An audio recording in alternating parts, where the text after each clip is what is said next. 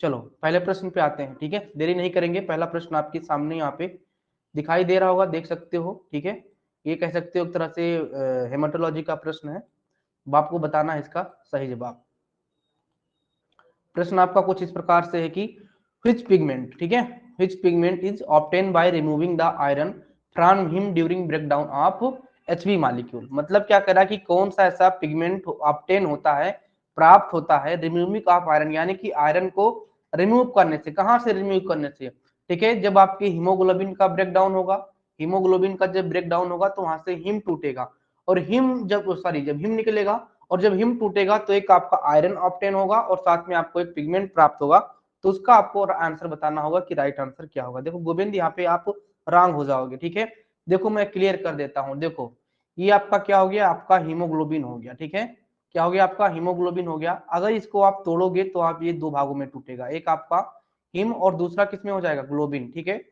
Globin आपका क्या हो जाता है, ये आपका प्रोटीन हो जाता है, ठीक है, प्रोटीन हो जाता है, ठीक। और जब आपका हिम टूटता है तो हिम आपका टूट जाता है किसमें, आयरन में, और आपका किसमें, पोरफायरिन में, ठीक है, पोरफायरिन में, ठीक, पोरफायरिन में। तो आयरन और पोरफायरिन में आपका टूटता है, ये आपको ध्यान में रखना है। तो ऑप्शन नंबर क्या सही जाएगा, option number A is the right answer होगा। देखो यहाँ पे क्या कह क्या रहा है, ठीक है, ये कह रहा है कि जब आपका, ठीक है, हिम का ब्रेकडाउन होगा तो सबसे पहले तो ये प्राप्त होगा, हिम और पोरफायरिन, ठीक है। अब इसके आगे फर्दर जब आपका डिवीजन होता जाएगा, एंजाइम्स आपके आते जाएंगे, तो वहां पे आपको क्या मिलता है, तब आपको बिलिरुबिन मिलता है, ठीक।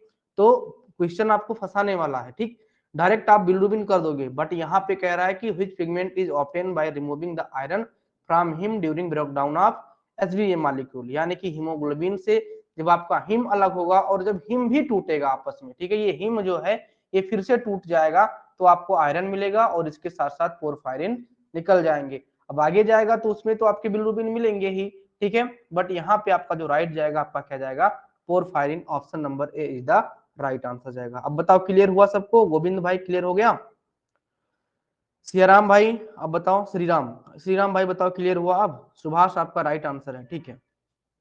तो मैंने क्या कहा, जब पोरफायरिन फर्दर आगे अपना काम करेगा तो क्या बनेगा, बिलिरुबिन बनेगा।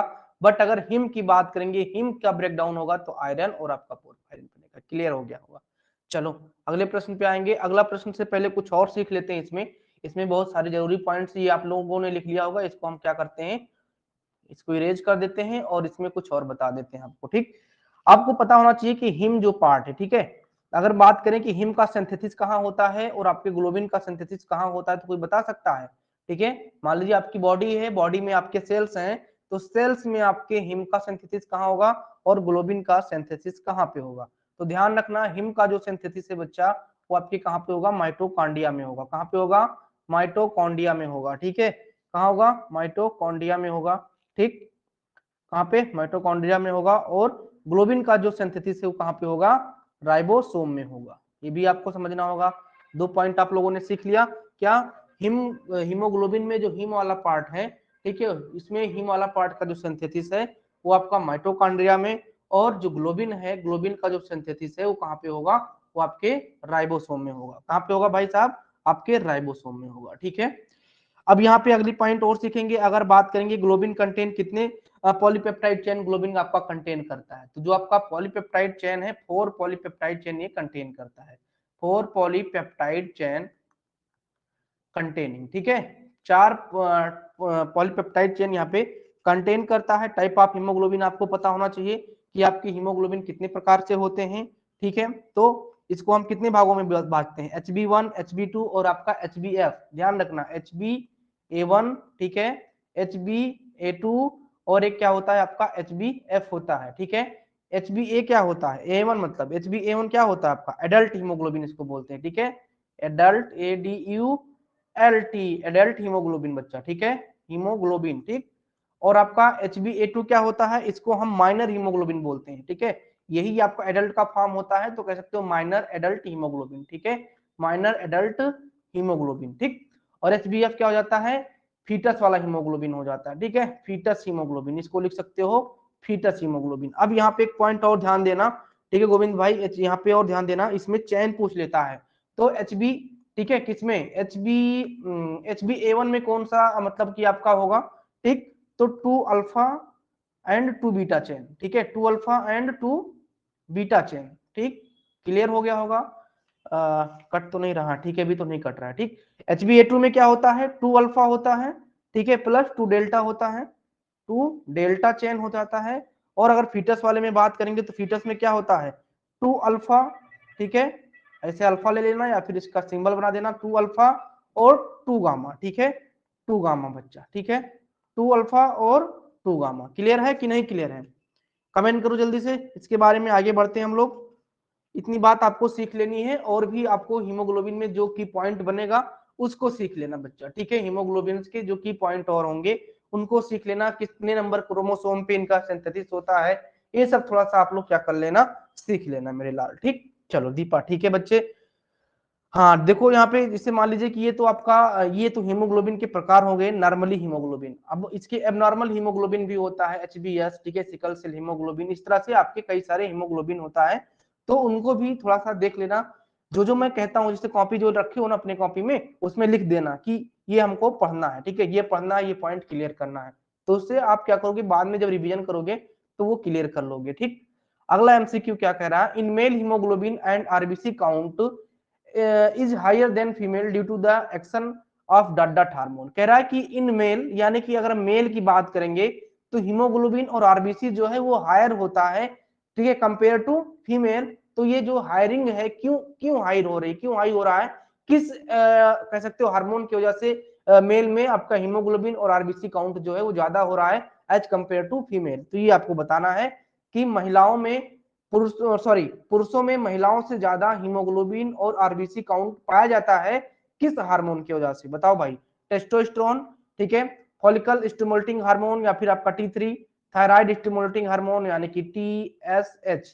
तो बताओ इसका राइट आंसर, इसका नहीं, इसका राइट आंसर दिया टेस्टोस्टेरोन, ठीक है। तो यहाँ पे अगर बात करेंगे किसकी, मेल हार्मोन की, तो आपका टेस्टोस्टेरोन हो गया, ठीक है। और यही आपका वजह है, इसी हार्मोन का वजह है कि मेल में हीमोग्लोबिन और RBC की जो काउंटिंग है वो आपकी क्या पाई जाती है, ज्यादा पाई जाती है, ठीक है भाई, क्या पाई जाती है, ज्यादा पाई जाती है, ठीक है, ध्यान रखना, ठीक है।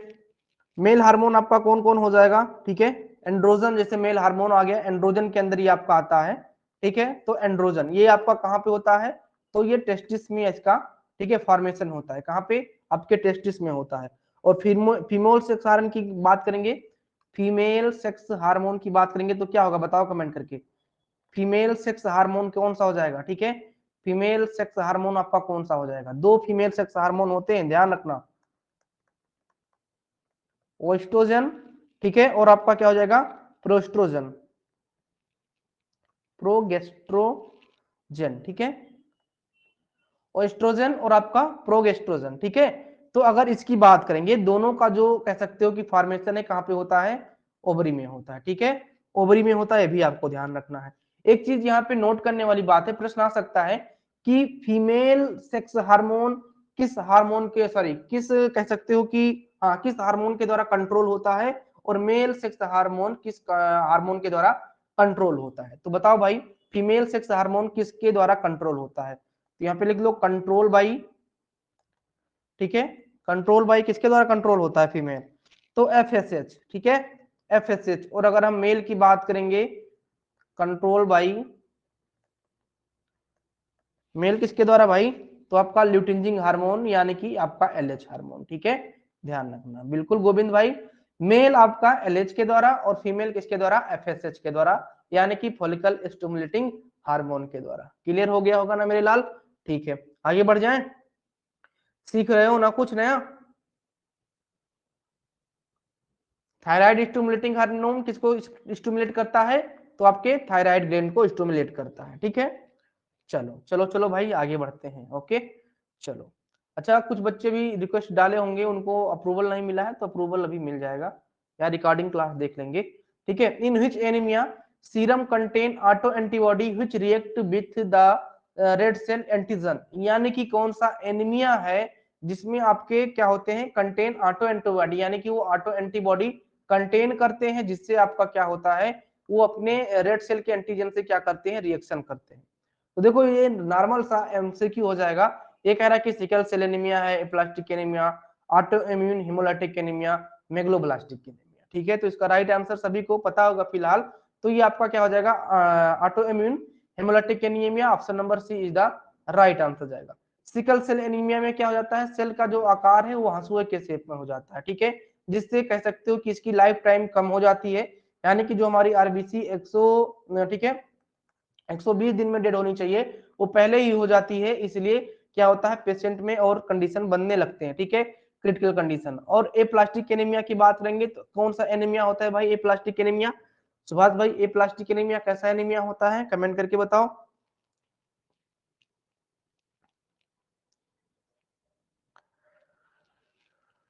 जल्दी से बताओ। ठीक है, बोन मैरो नेटवर्क, दीपा बिल्कुल ठीक है। एप्लास्टिक एनीमिया ऐसा एनीमिया होता है जिसमें आपका जो बोन मैरो है, बोन मैरो के अंदर डिस्फंक्शन आ जाता है, ठीक है, बोन मैरो के अंदर डिस्फंक्शन होने लगता है, मतलब कि जो आपका बोन मैरो है जहां पे आपके ब्लड का फॉर्मेशन होता है, ठीक है, वहीं पे कुछ गड़बड़ी आ जाती है, ब्लड का जहां पे फॉर्मेशन होता है वहीं पे कुछ गड़बड़ी आ जाती है, तो इस प्रकार के एनीमिया को क्या कहते हैं, एप्लास्टिक एनीमिया कहते हैं, ठीक है।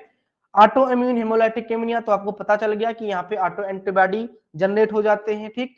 मेगलोब्लास्टिक एनीमिया क्या होता है, मेगलोब्लास्टिक एनीमिया में आपके जो आरबीसी होते हैं वो कुछ बिग आकार के हो जाते हैं, ठीक है, या कह सकते हो माइक्रोसाइट हो जाते हैं, ठीक है, माइक्रोसिटिक इनका कंडीशन बन जाता है।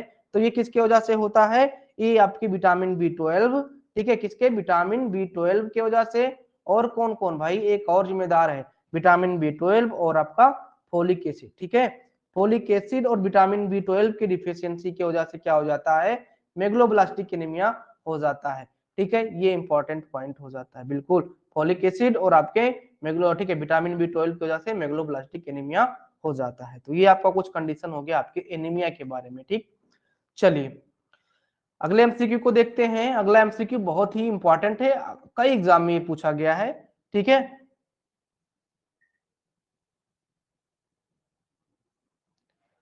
सर और प्लेटलेट लो में, प्लेटलेट लो का एक देखिए हम आपको फिर बता दे रहे हैं, कई बार बच्चे ठीक है अलग अलग प्रश्न पूछते हैं। देखो मैं क्या कह रहा हूँ कि जैसे आपकी एनीमिया जो है आपका, ठीक है, रिलेट है किससे, आपके हीमोग्लोबिन से, ठीक है, और आरबीसी से, ठीक है भाई, किससे, प्लेटलेट आपका, ठीक है, सॉरी, एनीमिया जो रिलेट है आपके हीमोग्लोबिन और आरबीसी से। इसमें दिक्कत होगी तो ये मेन कह सकते हो डिस्फंक्शन इसका हुआ, या फिर कह सकते हो मेन जो इसका कारण है हीमोग्लोबिन और आरबीसी बनेगा। उसके अलावा और बहुत सारे क्रिटिकल कंडीशन बनेंगे, इसमें डब्ल्यूबीसी की भी ऊपर नीचे हो सकती है, ठीक है, तो ये अलग कंडीशन है, प्लेटलेट भी ऊपर नीचे हो सकता है, वो अलग कंडीशन है, ठीक है। तो आपके एग्जाम में डायग्नोस नहीं पूछा जाएगा, ठीक है, कि ये कंडीशन है तो ये इतना यहाँ पे इतना बन रहा है, तो ये कौन सी बीमारी हो रही है या कौन सा एनीमिया हो रहा है, इस तरह से प्रश्न आपके पूछे नहीं जाएंगे, ठीक है। और अगर प्लेटलेट हो रहा लो हो रहा है तो अगर उस टर्म की बात करेंगे तो उसको क्या कहते हैं, थ्रोम्बोसाइटोपिनिया कहते हैं। दो वर्ड याद कर रखना, एक पीनिया और एक आपका सिस, ठीक है, हमने बताया है पीनिया का मतलब होता है लो, ठीक है, लो वैल्यू, और सिस का मतलब होता है हाई वैल्यू, ठीक है। ये दो अगर एक टर्म याद रखोगे तो आपको कोई कंफ्यूजन नहीं होगी, ठीक है भाई। चलो अगला प्रश्न क्या है, अगला आपका है हिस्टामाइन और आपका heparin secreted by WBC play important role in, ठीक है, ये कह रहा है कि हिस्टामिन और हिपेरिन सिक्रेट होता है आपके डब्ल्यूबीसी से, तो ये क्या इंपॉर्टेंट रोल प्ले कर रहा है, phagocytosis, allergic reaction, antibody formation, fibroblast formation, ठीक है। तो देखो सभी को राइट आंसर पता है, हमको पता है। अब यहाँ पे जो इंपॉर्टेंट प्रश्न ये बनेगा, ये इंपॉर्टेंट प्रश्न नहीं है कि ये क्या रोल प्ले कर रहा है, रोल तो प्ले सबको पता है, हिस्टामिन क्या करेगा। ये कहना है कि डब्ल्यूबीसी के किस टाइप से जो है वो हिस्टामिन और हिपेरिन का सिक्रीशन हो रहा है, ये आपको बताना है। बिल्कुल गोविंद भाई, ठीक है, बेसोफिल के द्वारा, ठीक है, किसके द्वारा, बेसोफिल के द्वारा, ठीक। तो ये इंपॉर्टेंट पॉइंट है कि डब्ल्यूबीसी में भी बेसोफिल जो है वो आपके हिस्टामिन का क्या करता है, सिक्रीशन करता है, एलर्जिक रिएक्शन में काम आएगा, option number be the right answer बनेगा, ठीक है। तो इस तरह से प्रश्न को ध्यान रखना, हमने बताया इंपॉर्टेंट है, पूछा जा सकता है, ठीक है भाई।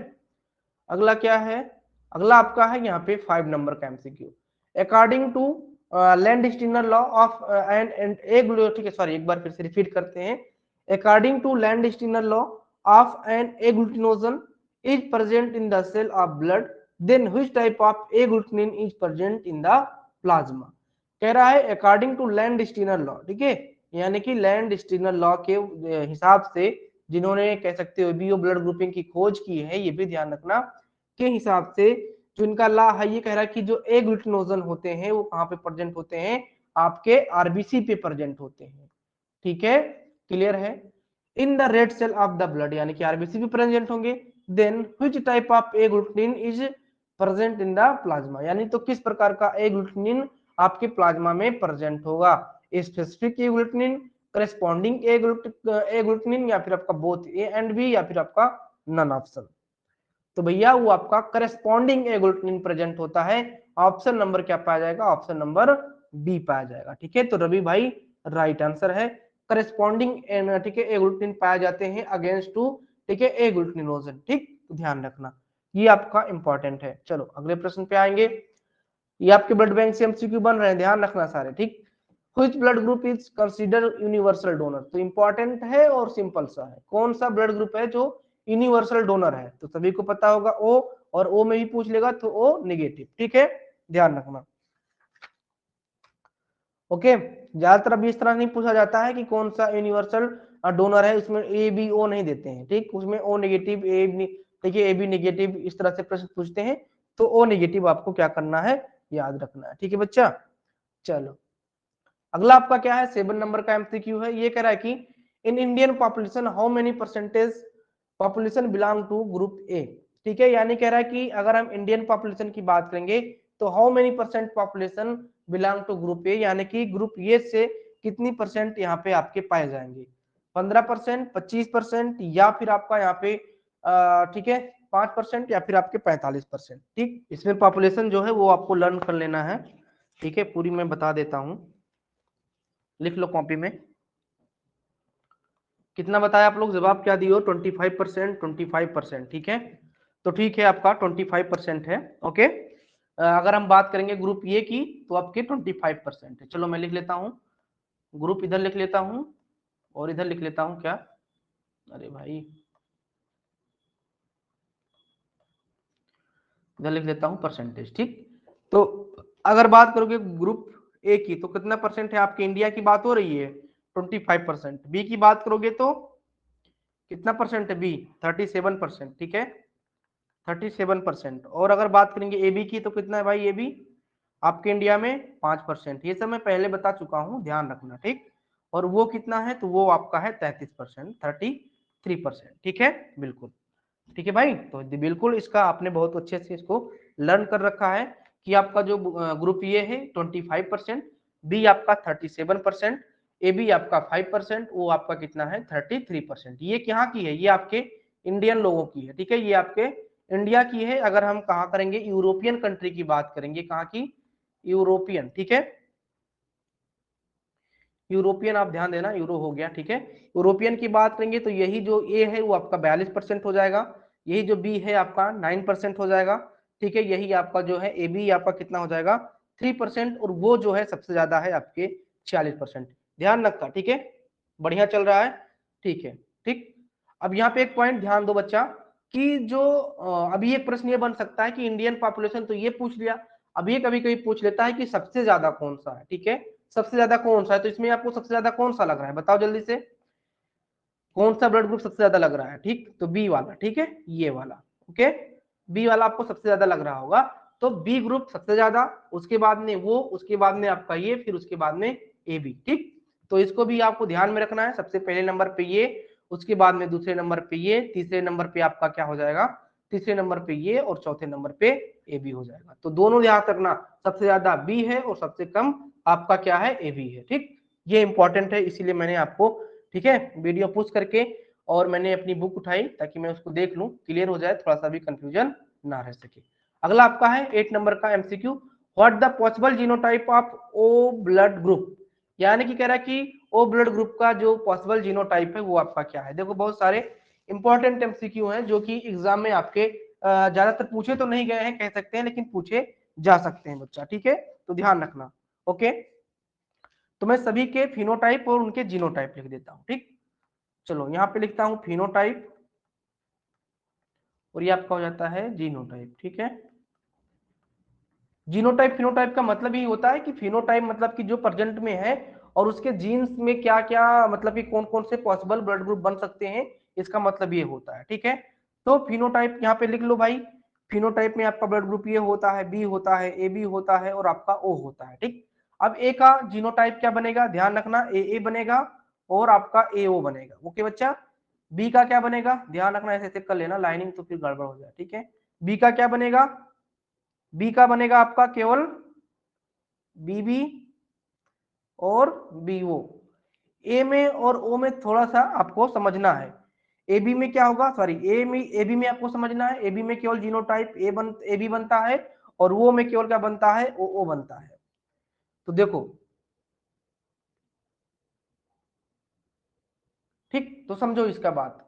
अब इसमें क्या बना, इंपॉर्टेंट जो है ये पूछा जाता है, ये तो वो का पूछ लिया है तो सी इज द राइट आंसर हो जाएगा। ठीक, बट कभी कभी इसमें ए का भी पूछ लेगा तो आपका ए का, सॉरी ए बी का केवल जीनोटाइप ए बी होता है और ओ का जीनोटाइप केवल ओ होता है। और अगर ए का पूछेगा तो उसका पॉसिबल होगा ए और आपका ए ओ, और बी का क्या हो जाएगा, बी और बी ओ। तो इंपॉर्टेंट जो है ये दोनों ज्यादा है बच्चा। कौन कौन से, ये वाले आपके इंपॉर्टेंट है और ये वाले इंपॉर्टेंट है। ठीक है, ठीक है दीपा, कोई दिक्कत। चलो अगले प्रश्न पे आ जाते हैं, इसका मतलब आपको सब यहाँ पे क्लियर हो रहा है। ओके, आगे बढ़े भाई।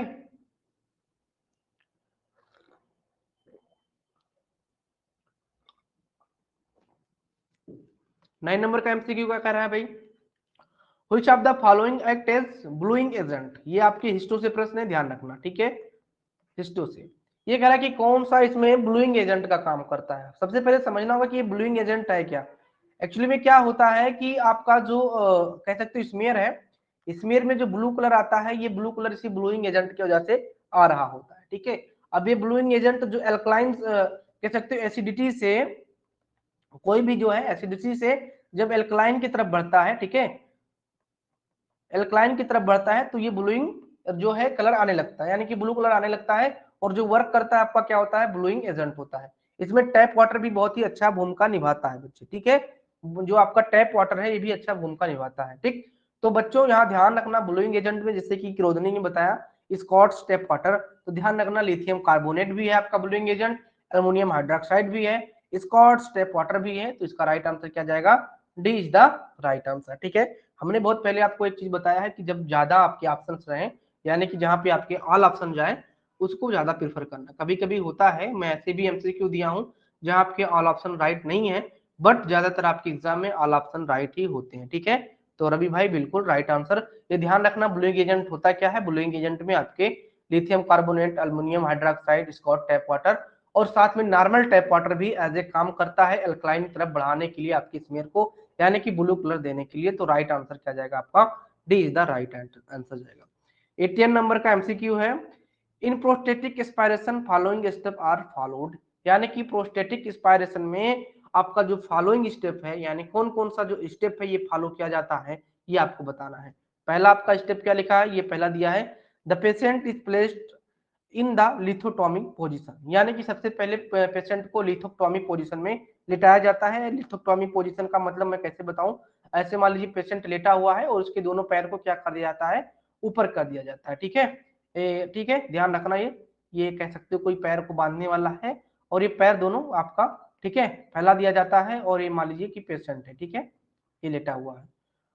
तो ये जो बेबी होते हैं ना, बेबी जब होता है प्रेगनेंसी के टाइम, इस ये जो आपका होता है ये लिथोटॉमिक पोजीशन होता है, ये ध्यान रखना।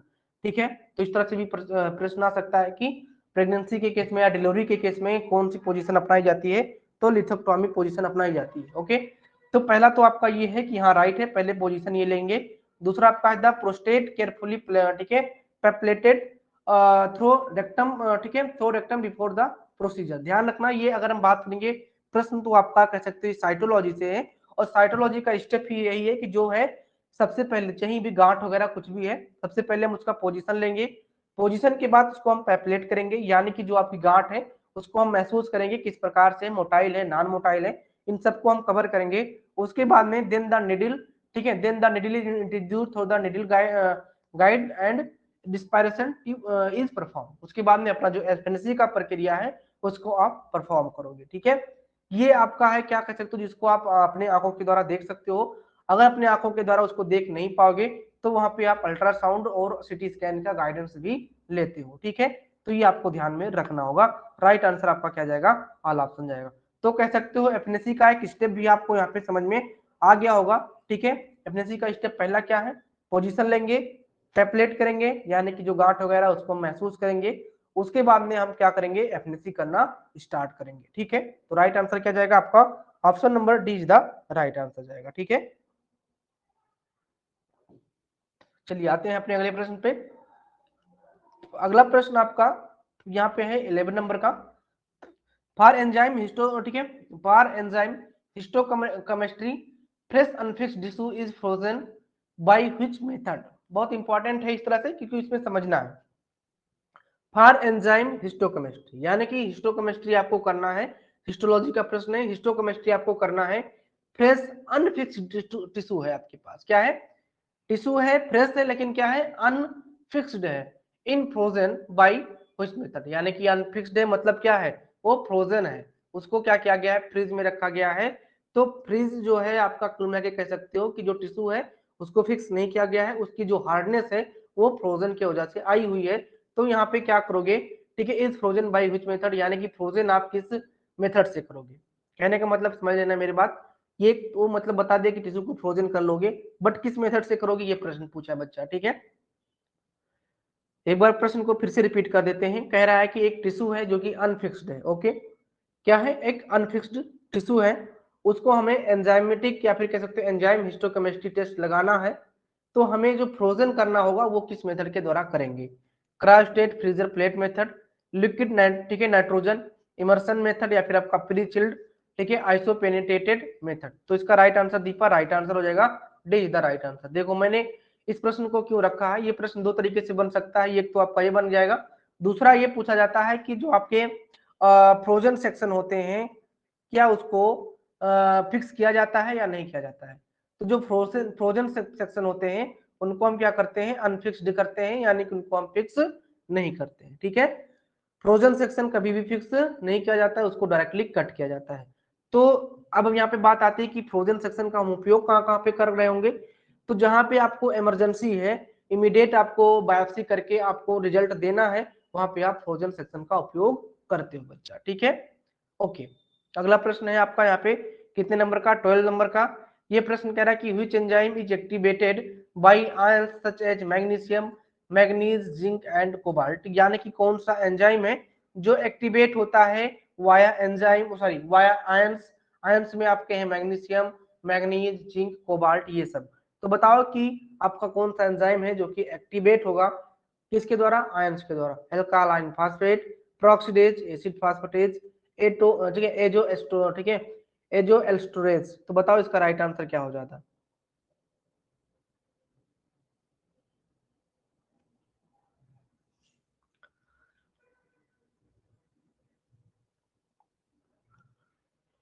हाँ, तो एल्कालाइन फास्फेटेज जो है आपका वो आयंस की उपस्थिति में ही क्या होता है, एक्टिव होता है। Option number A is the right answer जाएगा, ठीक है रवि भाई, बिल्कुल। इसका भेज देंगे, टेम्परेचर देख लेना, वैसे ही उसका नाम मतलब कि लो टेम्परेचर ही होता है, माइनस में ही जाएगा तभी वो फ्रीज होगा, ठीक है। Apart from Pap staining which stain is use for the assessment of hormonal function, यानी कि कह रहा है कि आपके पास पैप स्टेनिंग ना हो, इन केस में आपको अगर आपको कहना है कि आपका हार्मोनल फंक्शन चेक करना है, असेसमेंट करना है, तो किस प्रकार की स्टेनिंग यहाँ पे आप यूज करोगे, इंपॉर्टेंट है या नहीं है।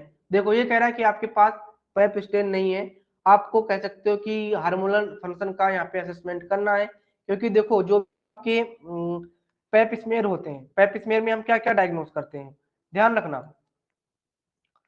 पैप स्मेयर में हम क्या क्या डायग्नोस कर सकते हैं।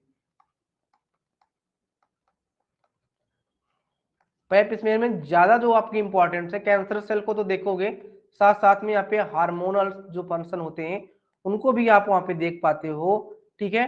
तो इन केस में अगर यहाँ पे बात करेंगे कि अगर पैप स्मेयर नहीं है तो आप कौन सा यहाँ पे स्टेनिंग करोगे, ऑस्मियम नहीं होगा, ठीक है। हाँ, मैग्नेंसी सेल देखते हो, बिल्कुल गोविंद, तो हार्मोन्स और मैग्नेंसी, ठीक, तो इसका राइट आंसर राइट एकदम से सुभाष भाई सोर स्टेन हो जाता है। सोर stain is the right answer. रट लेना इसको, इंपॉर्टेंट प्रश्न एक तरह से हो जाता है बच्चा, क्योंकि ये पैप स्टेन की जगह पे इसको आप यूज कर सकते हो। ठीक है, तो इंपॉर्टेंट है कि नहीं है, देखो इस तरह से प्रश्न बन जाएगा तो कंफ्यूज हो जाओगे। ठीक, चलिए अगला एमसीक्यू है, इसको हमने अगली क्लास में देखा था, लेकिन इसमें क्या था, हमने बताया था कि इसके जो और अदर प्रश्न है वो आपको मिलेंगे नेक्स्ट वाले प्रैक्टिस सेट में। तो आपको मिल गया है mycobacterium tuberculosis resist decolourisation with, यानी कि माइक्रोबैक्टीरियम ट्यूबरकुलोसिस जो है वो कितने परसेंट के डीकलराइजेशन के साथ रेजिस्ट करता है, बताओ भाई। तो देखो भाई यहाँ पे दीपा का राइट आंसर आ गया है, श्री राम का भी आ गया है, क्रियोजनी का, गोविंद का 22%। ठीक है, तो राइट आंसर यही हो जाएगा। ध्यान रखना एक बात और, 22% और 25% कहीं कहीं पे अलग अलग पूछा जाता है, तो ध्यान रखना अगर 20% आपका है तो 20% आप प्रिफर करना, दोनों है तब भी 20% करना, और अगर 20 नहीं है तो 25 जरूर भी होगा, तो ध्यान रखना 25 भी प्रेफर करना। तो गोविंद हमने बता दिया जो कुछ था। ठीक है, अब यहाँ पे आपको और एक्स्ट्रा देखना है, एक बात और है, अगर यहाँ पे आपका H2SO4 ना हो, इसी की मैं बात कर रहा हूँ पर्टिकुलरली ट्यूबरकुलोसिस के लिए, टीबी के बैक्टीरिया के लिए, अगर 20% सल्फ्यूरिक एसिड ना हो तो हम यहाँ पे क्या करेंगे। हाँ श्रीराम भाई, डाटा थोड़ा स्पीड से लॉस होता है, मैं एक काम करता हूँ, इसकी जो क्वालिटी थोड़ा लो कर देता हूँ, तो हमें लग रहा है कि आपको डाटा, या फिर चलने दो यार, डाटा क्या करोगे, रील ही देखोगे हमें लग रहा है, पहले से रील देख लेते हो ना इसलिए डाउट होता है, या फिर कम कर दें, थोड़ा स्लो कर दें। चलो एचडी क्वालिटी से हाई में करते हैं, ठीक है, क्लियर।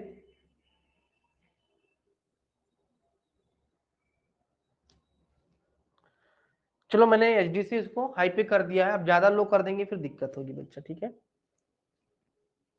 अरे इस तरह से नहीं होता है, यूट्यूब नहीं भाई साहब, यूट्यूब होता तो मैं कर देता, मैं कोई दिक्कत नहीं थी। चलो अब देखो क्या है, देखो अब तो एकदम से गंदा दिख रहा होगा ना, एकदम से बहुत ज्यादा हो गया, लो कर दिया हूँ, हाई पे रहने दो, वो थोड़ा सा कम कंज्यूम करेगा डाटा आपको। अब यहाँ पे जो इंपॉर्टेंट प्रश्न था हमने आपसे पूछा, बताओ भाई इसका राइट आंसर, कि अगर आपके पास जी ठीक है यशु बताओ, इसमें अगर 20% सल्फ्यूरिक एसिड नहीं रहेगा क्या करोगे।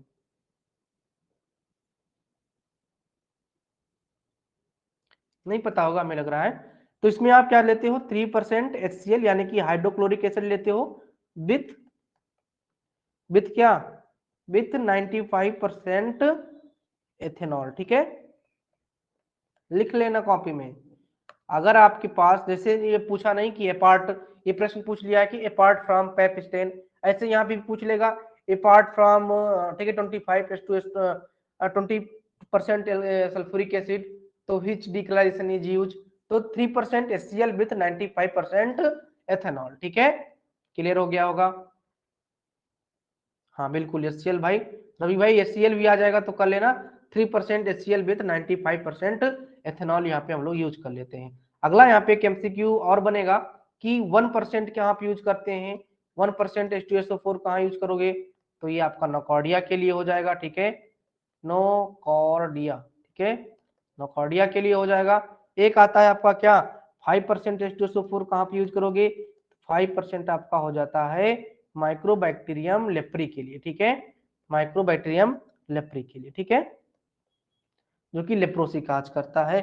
तो ठीक है दीप का, गोविंद भाई, ठीक है, सभी का राइट आंसर हो गया। ठीक भाई, चलो अगले प्रश्न पे आते हैं, ये आपका बहुत इंपॉर्टेंट है, इसको हल्के में मत लेना ये प्रश्न, ठीक है, कई बार पूछा गया है और अच्छे खासे कह सकते हो कि अच्छा खासा नंबर देकर जाता है सब प्रश्न, अगर आपको क्लियर रहता है तो एक शब्द में आंख मूंद के आप इन प्रश्नों को लगाते हो। ठीक है, अगर आ रहा होगा तो, नहीं तो फिर कंफ्यूज रहते हो।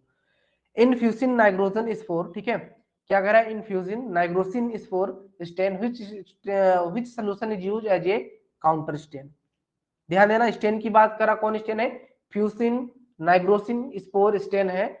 अगर इसकी बात करेंगे तो इस वाले स्टेन में जो सोल्यूशन है, कौन सा solution as a counter stain कौन सा यूज होता है, स्ट्रॉन्ग कार्बल फ्यूजन 1% नाइग्रोसिन, या फिर 5% सोडियम सल्फेट 10% नाइग्रोसिन, तो ये आपको बताना है इसका राइट आंसर। तो इसमें हम 10% नाइट्रोसिन यूज करते हैं बच्चा।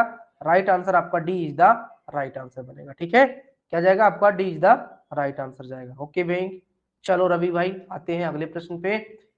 The bacteria which have no stable morphology is called, यानी कि ऐसा बैक्टीरिया जिसके पास कोई भी स्टेबल मार्फोलॉजी नहीं होती है उसे क्या कहते हैं। तो कोकाई का मतलब क्या हो जाएगा, राउंड शेप। ठीक है, राउंड शेप। विब्रियो का मतलब कामा शेप। सिंपल सा प्रश्न है, मैंने क्या बताया था आपको, जो इंपॉर्टेंट है वो एग्जाम्पल देख लेना बच्चा। ठीक है दीपा, ठीक है श्रीराम भाई, इसकी एग्जाम्पल देख लेना एक बार। ठीक है, आपको अपने सर्च कर लेना, कोकाई के कुछ एग्जाम्पल देख लेना, उसमें भी कोकाई के जो प्रकार हैं, डिप्लोकोकस, ठीक है, जो है स्टेप्टोकोकस, स्टेफाइलोकोकस, सबके आपको एग्जाम्पल देख लेना है। कॉपी में लिख लेना कि हमें एग्जाम्पल देखना है। विब्रियो के भी एग्जाम्पल देख लेना। ठीक है, माइकोप्लाज्मा बताओ भाई, माइकोप्लाज्मा राइट आंसर हो जाएगा। ठीक है, option number B is the right answer. Actinomycetes का मतलब यहाँ पे ये हो जाता है कि जो फिलामेंटस वाले होते हैं बैक्टीरिया, ठीक है, क्या फिलामेंटस वाले, फिलामेंटस, ठीक है, फिलामेंटस वाले, ठीक है, फिलामेंटस वाले बैक्टीरिया है, इसको भी देख लेना, इसके एग्जांपल सभी के देख लेना। ठीक है, आज थोड़ी सी राइटिंग सही है, कल और सही हो जाएगी, परेशान मत रहना। ठीक है, कॉपी में लिख लो कि हमें एग्जांपल जरूर देखना है, एग्जांपल आएगा। एक और आ जाता है, चाइनीज सेप की जो बैक्टीरिया होती है वो कौन सी होती है, चाइनीज सेप। चाइनीज सेप वाला बता दो भाई, बहुत सिंपल सा, अभी ऊपर आप लोगों ने देखा है। ठीक है, हाँ, कॉर्निबैक्टीरियम डिप्थीरिया। ठीक है,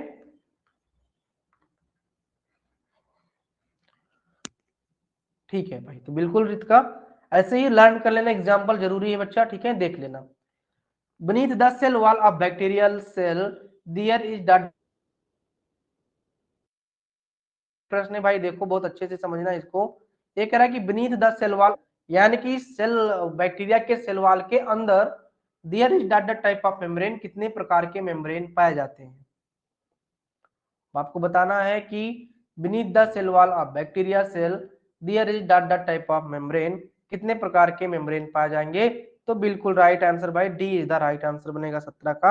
आपका साइटोप्लाज्मिक मेम्ब्रेन भी पाया जाएगा और न्यूक्लियर मेम्ब्रेन भी पाया जाएगा। क्लियर है या नहीं क्लियर है, कमेंट करके बताओ।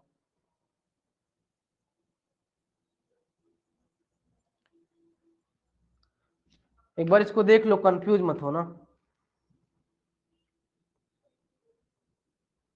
किसी को कंफ्यूजन है तो कमेंट करके बताए, फिर उसको क्लियर किया जाएगा। और प्रश्न भी एक बार आप देख लो अच्छे से कि क्या रहा है। धर्मेश भाई पहले प्रश्न देख लो, खुद दिमाग लगा लो बैक्टीरिया के सेल के बारे में।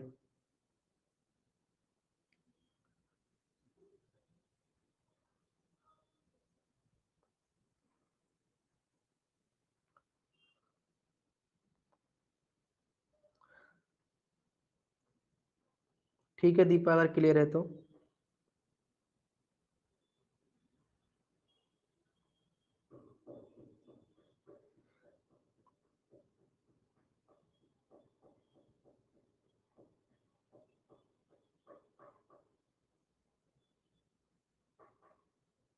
अच्छा हमें ये बताओ, इसमें अगर आपको क्लियर है थोड़ा सा, तो एक डाउट नहीं बनता आपके प्रश्न में, दिमाग में किसी को डाउट है तो पूछो भाई, कुछ डाउट इसमें होना चाहिए।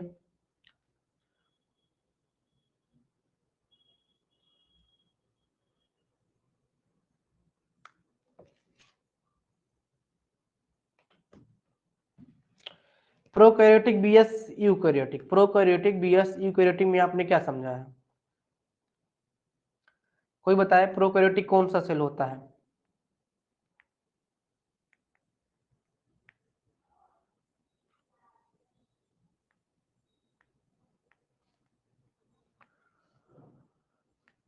हाँ, तो बैक्टीरिया प्रोकैरियोटिक है, ठीक है, तो प्रोकैरियोटिक का क्या करेक्टर है ये हमको बताओ।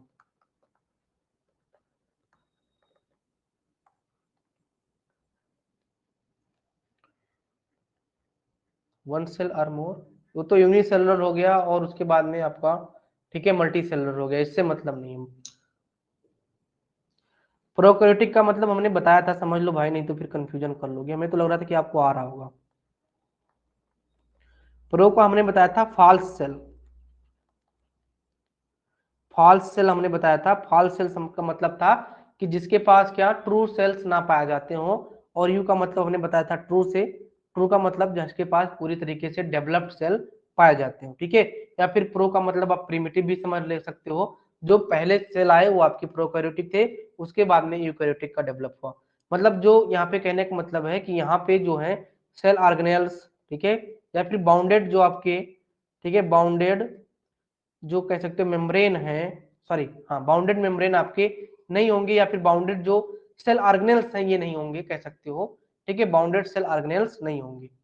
हाँ यूकैरियोटिक का मतलब कंप्लीट सेल, और प्रोकैरियोटिक का मतलब होता है प्रिमिटिव सेल, ठीक है। वो तो ठीक है। अब यहाँ पे ये समझो कि हमने कहा कि बाउंड्रीज आपके सेल के अंदर बाउंड्रीज नहीं पाई जाएंगी, तो ये मान लीजिए सेल है, और सेल के अंदर आप बता रहे हो क्या, सेल के अंदर आप बता रहे हो कि साइटोप्लाज्मिक मेम्ब्रेन पाया जाएगा, क्लियर है, न्यूक्लियर मेम्ब्रेन पाया जाएगा।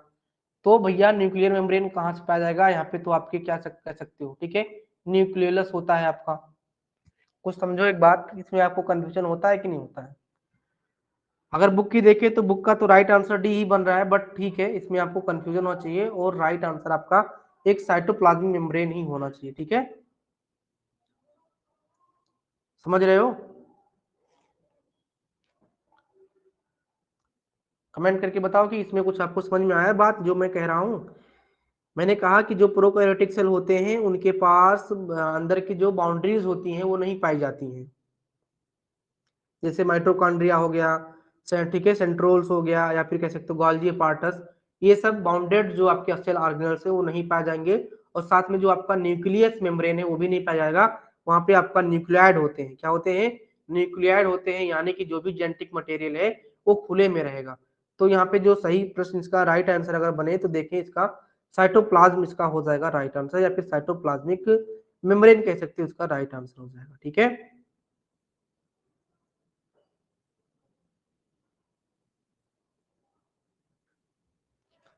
और हमें तो लगता है कि साइटोप्लाज्मिक मेम्ब्रेन से ना कह के इसकी बेस्ट जो राइट आंसर होगी वो आपकी प्लाज्मा मेम्ब्रेन हो जाएगी।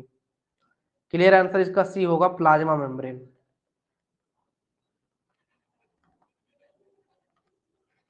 प्लाज्मा मेम्ब्रेन इसका राइट आंसर बनेगा।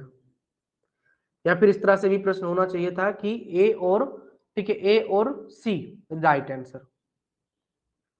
कंफ्यूजन देखो, इसमें राइट आंसर जो बुक्स है वो गलत बता रहे हैं।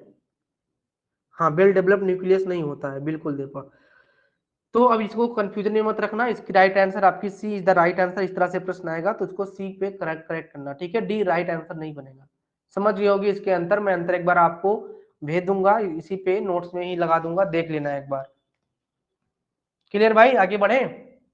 देखो ऐसे प्रश्न होते हैं जहाँ पे कंफ्यूजन होता है बच्चा, और आप वहाँ पे गलतियां करके आते हो, तो आपको ध्यान देना। मैं तो ध्यान दिया तो आपको समझ में आ गया, क्योंकि बैक्टीरियल सेल है तो बैक्टीरियल सेल का मतलब प्रोकैरियोटिक होगा, और प्रोकैरियोटिक सेल का कैरेक्टर यही है कि इसके पास जो अंदर के मेम्ब्रेन्स होते हैं वो आपके नहीं पाए जाते हैं, ठीक है रवि। चलो आगे आते हैं भाई।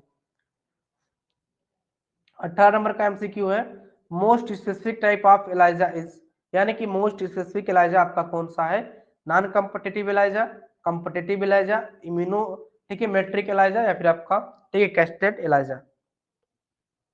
तो इसका राइट आंसर भाई देखो, नॉन कम्पिटिटिव और कम्पिटिटिव तो आपके थोड़ा सा ओल्ड हो गए हैं, इन दिस टाइम इम्यूनोमेट्रिक एलाइजा का उपयोग किया जाता है, तो ऑप्शन नंबर क्या जाएगा, सी इज द आपका राइट आंसर जाएगा, ठीक है रवि भाई। तो ऑप्शन नंबर क्या जाएगा, सी इज द राइट आंसर जाएगा, ठीक। अगले प्रश्न पे आते हैं। अगला प्रश्न आपका 19 नंबर का है, ये भी एक तरह से इंपॉर्टेंट प्रश्न है। ये कह रहा है कि mature cyst of Entamoeba histolytica is, यानी कि एंटमीबा हिस्टोलिटिका का जो मैच्योर सिस्ट है उसमें कैसे न्यूक्लिएट होती है, यूनिन्यूक्लिएटेड होते हैं, बाई न्यूक्लिएटेड होते हैं, ठीक है, क्वाडी न्यूक्लिएटेड होते हैं, या फिर आपका ऑक्टा न्यूक्लिएट होते हैं, ठीक है। तो क्वाडी न्यूक्लिएट आपका राइट आंसर दीपा जाएगा, ठीक है, option number C is the right answer जाएगा। देखो ध्यान दो यहाँ पे, क्वाडा न्यूक्लिएट हमने बताया था कि जो आपके टू न्यूक्लियस होते हैं वो बाद में जब मैच्योर होते हैं तो वो फोर न्यूक्लियस वहां पे आपके बन जाते हैं, और मैच्योरिटी का यही एक पहचान है कि वहां पे आपको क्वाडी न्यूक्लिएट यहाँ पे आपके दिखेंगे, उनके जो सिस्ट होंगे मैच्योर वाले क्वाडी न्यूक्लिएट दिखेंगे। तो हमने आपको ये पढ़ाया है थ्योरी में, तो जो बच्चों ने थ्योरी लेक्चर लिया हुआ है उनको तो अच्छे से ये बात समझ में आ रही होगी, और जिन्होंने नहीं लिया है यूट्यूब वगैरह पे देख ले, वहां पे आपको एंटमीबा हिस्टोलिटिका का जो लाइफ साइकिल है वो आपको मिल जाएगा, और उनके सिस्ट के बारे में भी आपको समझ में आ जाएगा। ठीक है भाई, चलो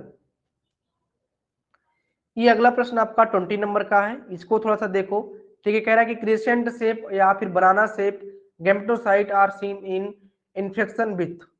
तो कह रहा है कि बनाना शेप का जो गैमेटोसाइट होता है वो किसके इन्फेक्शन में देखा जाता है। ये सारे आपके मलेरिया के कंडीशन है। ठीक है, मलेरिया के कंडीशन है। यहाँ पे बताना है आपको कि बनाना शेप गैमेटोसाइट किसमें देखा जाता है। सिंपल सा प्रश्न है, प्लाज्मोडियम फैल्सीफेरम इसका क्या हो जाएगा, राइट आंसर हो जाएगा। एक प्रश्न बार बार बनता है, black water fever. Black water fever मैंने कई बार इसको बताया हुआ है। ब्लैक वाटर फीवर ये भी आपके किसके अंतर्गत, आपके प्लाज्मोडियम फैल्सीफेरम के अंतर्गत आता है। अगर पूछता है मस्तिष्क ज्वर यानी कि जो बुखार है या फिर कह सकते हो जो मलेरिया का क्रिटिकल कंडीशन है, खतरनाक कंडीशन है, वो कहाँ में देखने को मिलेगा, तो प्लाज्मोडियम फैल्सीफेरम के इन्फेक्शियस के केस में देखने को मिलेगा भाई साहब। तो ये इस तरह से आपके कई सारे प्रश्न इसमें बनते हैं, इसको देख लेना। और एक चीज मैं आपको और भेज दूंगा कि जो आपके जो स्टेजेस होते हैं, ठीक है, वो जो स्टेज ट्रोफोजॉइट स्पोजॉइट जो भी स्टेज है उसमें जो आपके डॉटेड बन रहे हैं, मोरा डॉट है चाहे स्पूनर डॉट्स है, किसमें आपके मोरा डॉट बनेंगे, किसमें आपके स्पूनर डॉट्स बनेंगे, ये सब आपको मिल जाएगा आपकी इसी टीचमेंट एप्लीकेशन पे। और अगर एक बात और मैं बता देता हूँ, एक मैं टेलीग्राम बना दे रहा हूँ सेपरेट इसी प्रैक्टिस सेट के लिए, वहां पे मैं बहुत सारी इंपॉर्टेंट चीजें भेजा करूंगा। तो आज हो सकेगा तो लिंक मैं टेलीग्राम का जो है इसी टीचमेंट एप्लीकेशन पे डाल दूंगा। आप सभी स्टूडेंट्स प्यारे वहां पे जुड़ जाइएगा। ठीक है, जुड़ जाओगे ना, मैं लिंक डाल दूंगा वहीं पे जुड़ जाना। बहुत सारे पॉइंट्स होते हैं जो यहाँ पे लिख नहीं मिलेंगे, ठीक है, वो आप एक इमेज में भेज दिया करूंगा, वहां पे आप उसको अपने कॉपी में लिख लिया करना। ठीक, चलो अगला आपका 21 नंबर का एमसीक्यू है। ये कह रहा है कि in Molisch test which colour ring indicate the presence of carbohydrate. सबसे पहले आपको ये समझना है, कार्बोहाइड्रेट के लिए हम मोलिस टेस्ट यूज करते हैं। और ये कह रहा है कि अगर किसी भी सैंपल में आपका जो सैंपल है उसमें अगर कार्बोहाइड्रेट प्रेजेंट है तो किस प्रकार के कलर का रिंग का फॉर्मेशन होगा। तो कलर का जो रिंग होगा उसका कलर क्या होगा ये आपको बताना है। तो बताओ हेमलता, इसका राइट आंसर क्या जाएगा। ठीक है, ऑप्शन नंबर लोग बी कर रहे हैं, जैसे 21 का हेमलता बी कर रही है, तो भाई इसका जो राइट आंसर है वो आपका क्या जाएगा बताओ। तो 21 का जो राइट आंसर है मनीष भाई रेडिश वायलेट हो जाएगा, option number C is the right answer जाएगा। ठीक है, C is the right answer जाएगा, जो कलर रिंग होगा वो आपका येलो, ठीक है, रेडिश वायलेट होगा। अगला आपका 22 नंबर का एमसीक्यू है, very low density lipoprotein is also known as, यानी कि वेरी लो डेंसिटी का जो लिपोप्रोटीन है उसे क्या कहेंगे। देखो वहां पे आपको जो अलग था, ठीक है, एलडीएल बीएलडीएल, ठीक है, यहाँ पे आपको समझना है अलग प्रश्न है कि वेरी लो डेंसिटी का जो लिपोप्रोटीन है वो अल्फा प्रोटीन होगा, बीटा लिपोप्रोटीन होगा, प्री बीटा लिपोप्रोटीन होगा, या फिर आपका प्री अल्फा लिपोप्रोटीन होगा। कोई बात नहीं मनीष भाई, जब तक प्रैक्टिस नहीं करोगे कुछ नहीं सीखोगे, इसीलिए प्रैक्टिस डेली करा करो। रिकॉर्डेड क्लास भी देख सकते हो, अगर आप लोग लाइव नहीं देख पाते हो तो आप लोग रिकॉर्ड में जाके देख सकते हो रिकॉर्ड सेक्शन में। ठीक है, हाँ तुरंत आपको नहीं मिलता है, 10-20 मिनट लग जाते हैं रिकॉर्डेड क्लास अपलोड होते में। ठीक है, तो 22 का जो राइट आंसर है रवि भाई सी है, pre beta lipoprotein, option number C is the right answer, आपका राइट आंसर भी है। ठीक है, तो वेरी लो डेंसिटी लिपोप्रोटीन क्या है, प्री बीटा लिपोप्रोटीन है। ठीक है गोविंद, चलिए आते हैं अगले प्रश्नों पे। प्रश्न पे आते हो, यही वाला प्रश्न था, हमने आपसे बताया था कि कह रहा है कि कौन प्रकार का टाइप ऑफ फैटी एसिड है जिसका जनरल फार्मूला है CnH2n+1। ये ध्यान रखना, H2n+1, उसके बाद में फिर कह रहा है COOH। ठीक है, ये फार्मूला बनता है। ठीक, तो ये कौन सा, ठीक है, फैटी एसिड है, saturated fatty acid, unsaturated fatty acid, essential fatty acid, या फिर आपका नॉन एसेंशियल फैटी एसिड। ठीक है, ध्यान रखना, इसमें एक ध्यान रखना सैचुरेटेड फैटी एसिड और अनसैचुरेटेड फैटी एसिड, चलो इसमें कोई दिक्कत नहीं है। इसमें एक अपवाद जो होता है, हमने बताया था ना कि सैचुरेटेड में आपके जितने भी आपके पेड़ वगैरह हैं, ठीक है, प्लांट वगैरह हैं, वो सब आपके अनसैचुरेटेड में आते हैं, बट जो कोकोनट ऑयल है वो आपका सैचुरेटेड में आता है। और अनसैचुरेटेड फैटी एसिड में सारे पेड़ वगैरह हैं, लेकिन जो फिश ऑयल है, ठीक है, फिश का जो ऑयल है ये आपका क्या आता है, ये आपका अनसैचुरेटेड में आता है, जबकि ये एनिमल है। ठीक, ये इंपॉर्टेंट पॉइंट है। तो 23 का जो राइट आंसर जाएगा, ये जो फार्मूला है ये आपके सैचुरेटेड फैटी एसिड का बन रहा है भाई। ठीक है, किसका बन रहा है, सैचुरेटेड फैटी एसिड का बन रहा है। ओके, चलो ये पॉइंट आपका ये प्रश्न जो है कल रिपीटेड है, इसका सभी लोग राइट आंसर दो, ठीक है। कोलेस्ट्रॉल का जो मेल्टिंग पॉइंट है वो कितना होता है ये आपको बताना है, कल वाले क्लास में हमने आपको बताया है।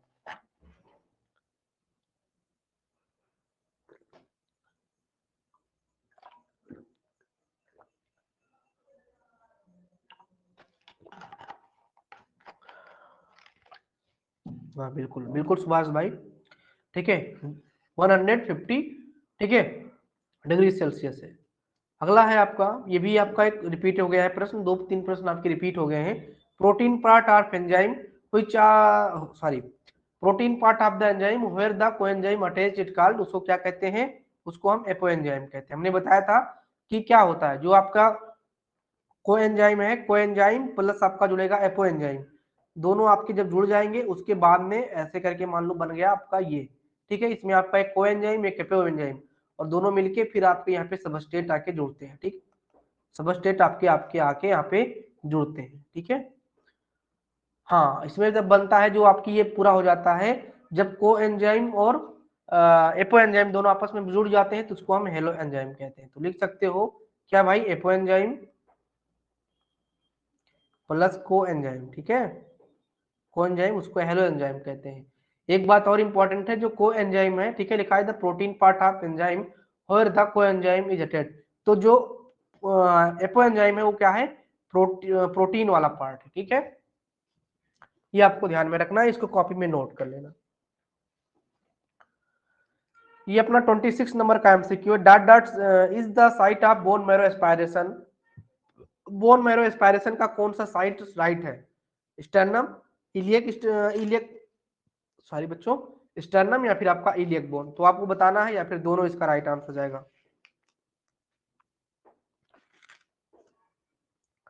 बताओ जल्दी से। सभी लोग इसका राइट आंसर सी कर रहे हो ना, चलो अच्छी बात है। ये तो ठीक है, ये बात आ गई आपके, ठीक है। अगर हम बात करेंगे एडल्ट की, यहीं पे लिख लेना एडल्ट की। एडल्ट में जो है आपका, ठीक है, एक स्टर्नम हो जाता है, एक आपका पोस्टीरियर सुपीरियर इलियक स्पाइन हो जाता है, इलियक स्पाइन, ठीक है, ठीक है। इलियक क्रेस्ट भी हो जाता है आपका, लिख लेना कॉपी में, कुछ भी आ सकता है ना बच्चा, इलियक क्रेस्ट भी हो जाता है। और उसके बाद में सुपीरियर पोस्टीरियर हो गया, एंटीरियर सुपीरियर इलियक स्पाइन भी होता है, ठीक है। एंटीरियर और सुपीरियर इलियक स्पाइन भी होता है। तो इलियक स्पाइन्स हो गए आपके, इलियक क्रेस्ट हो गए, स्टर्नम हो गया, ये एडल्ट का है। एक प्रश्न यहाँ पे जो इंपॉर्टेंट बन जाता है, ओके, एक प्रश्न यहाँ पे जो आपका इंपॉर्टेंट बन जाता है वो आपका यहाँ पे बन जाता है क्या, इन्फेंट में, बच्चों में आपका कौन सा होता है, ठीक है। तो कोई बता सकता है कि बच्चों में कौन सा होता है। बच्चा गोविंद ने बताया अपर पार्ट ऑफ टिबिया, ठीक है। तो अपर इंड ऑफ टिबिया होता है, कभी भी पार्ट ऊपर भी कह सकते हो, और क्या बताया, अपर इंड ऑफ टिबिया, ठीक है, अपर इंड ऑफ टिबिया, ठीक है। हाँ, तो ऐसे टिबिया बता दो सबसे बढ़िया, ठीक है। इन्फेंट में क्या हो जाएगा, अपर इंड ऑफ टिबिया, ठीक। तो यहाँ से क्या करते हो, बच्चों में करते हो। तो इंपॉर्टेंट यहाँ पे ये है कि स्टर्नम हो गया, इलियक बोन हो गया, ठीक है, बट इन्फेंट वाला भी याद रखना, अपर इंड ऑफ टिबिया, ठीक है भाई। चलो, निडिल आपको पता ही है, बोन मैरो बायोप्सी के लिए कौन सी निडिल यूज करोगे, बायोप्सी के लिए कौन सी निडिल करोगे, जेमशेड निडिल यूज करोगे। एस्पायरेशन के लिए कौन सी करोगे भाई, तो एस्पायरेशन के लिए बता दो, कल बताया था, सलाह निडिल, ठीक है, सलाह, ठीक है बिल्कुल। अब अगला प्रश्न क्या है, 27 नंबर का है, एक तरह से इंपॉर्टेंट है। यहाँ पे हम लोग डिस्कस करेंगे कुछ अदर पॉइंट्स का भी। In which condition ESR is increase, यानी कि किस कंडीशन में आपका ईएसआर जो है वो आपको इंक्रीज देखने को मिलेगा, ऑस्टियोआर्थराइटिस, सोर थ्रोट, रेमेथाइटिक आर्थराइटिस या फिर आपका ऑल ऑप्शन, ठीक है। तो यानी कि आरएस फैक्टर के केस में या फिर आपका सोर थ्रोट, ऑस्टियोआर्थराइटिस, किस केस में आपका जो है वो ईएसआर इंक्रीज देखने को मिलेगा, ऑल ऑप्शन राइट आंसर, बताओ भाई, all option right answer. Shri Ram भी ऑल ऑप्शन बता रहे हैं, सभी लोग ऑल ऑप्शन बता रहे हो।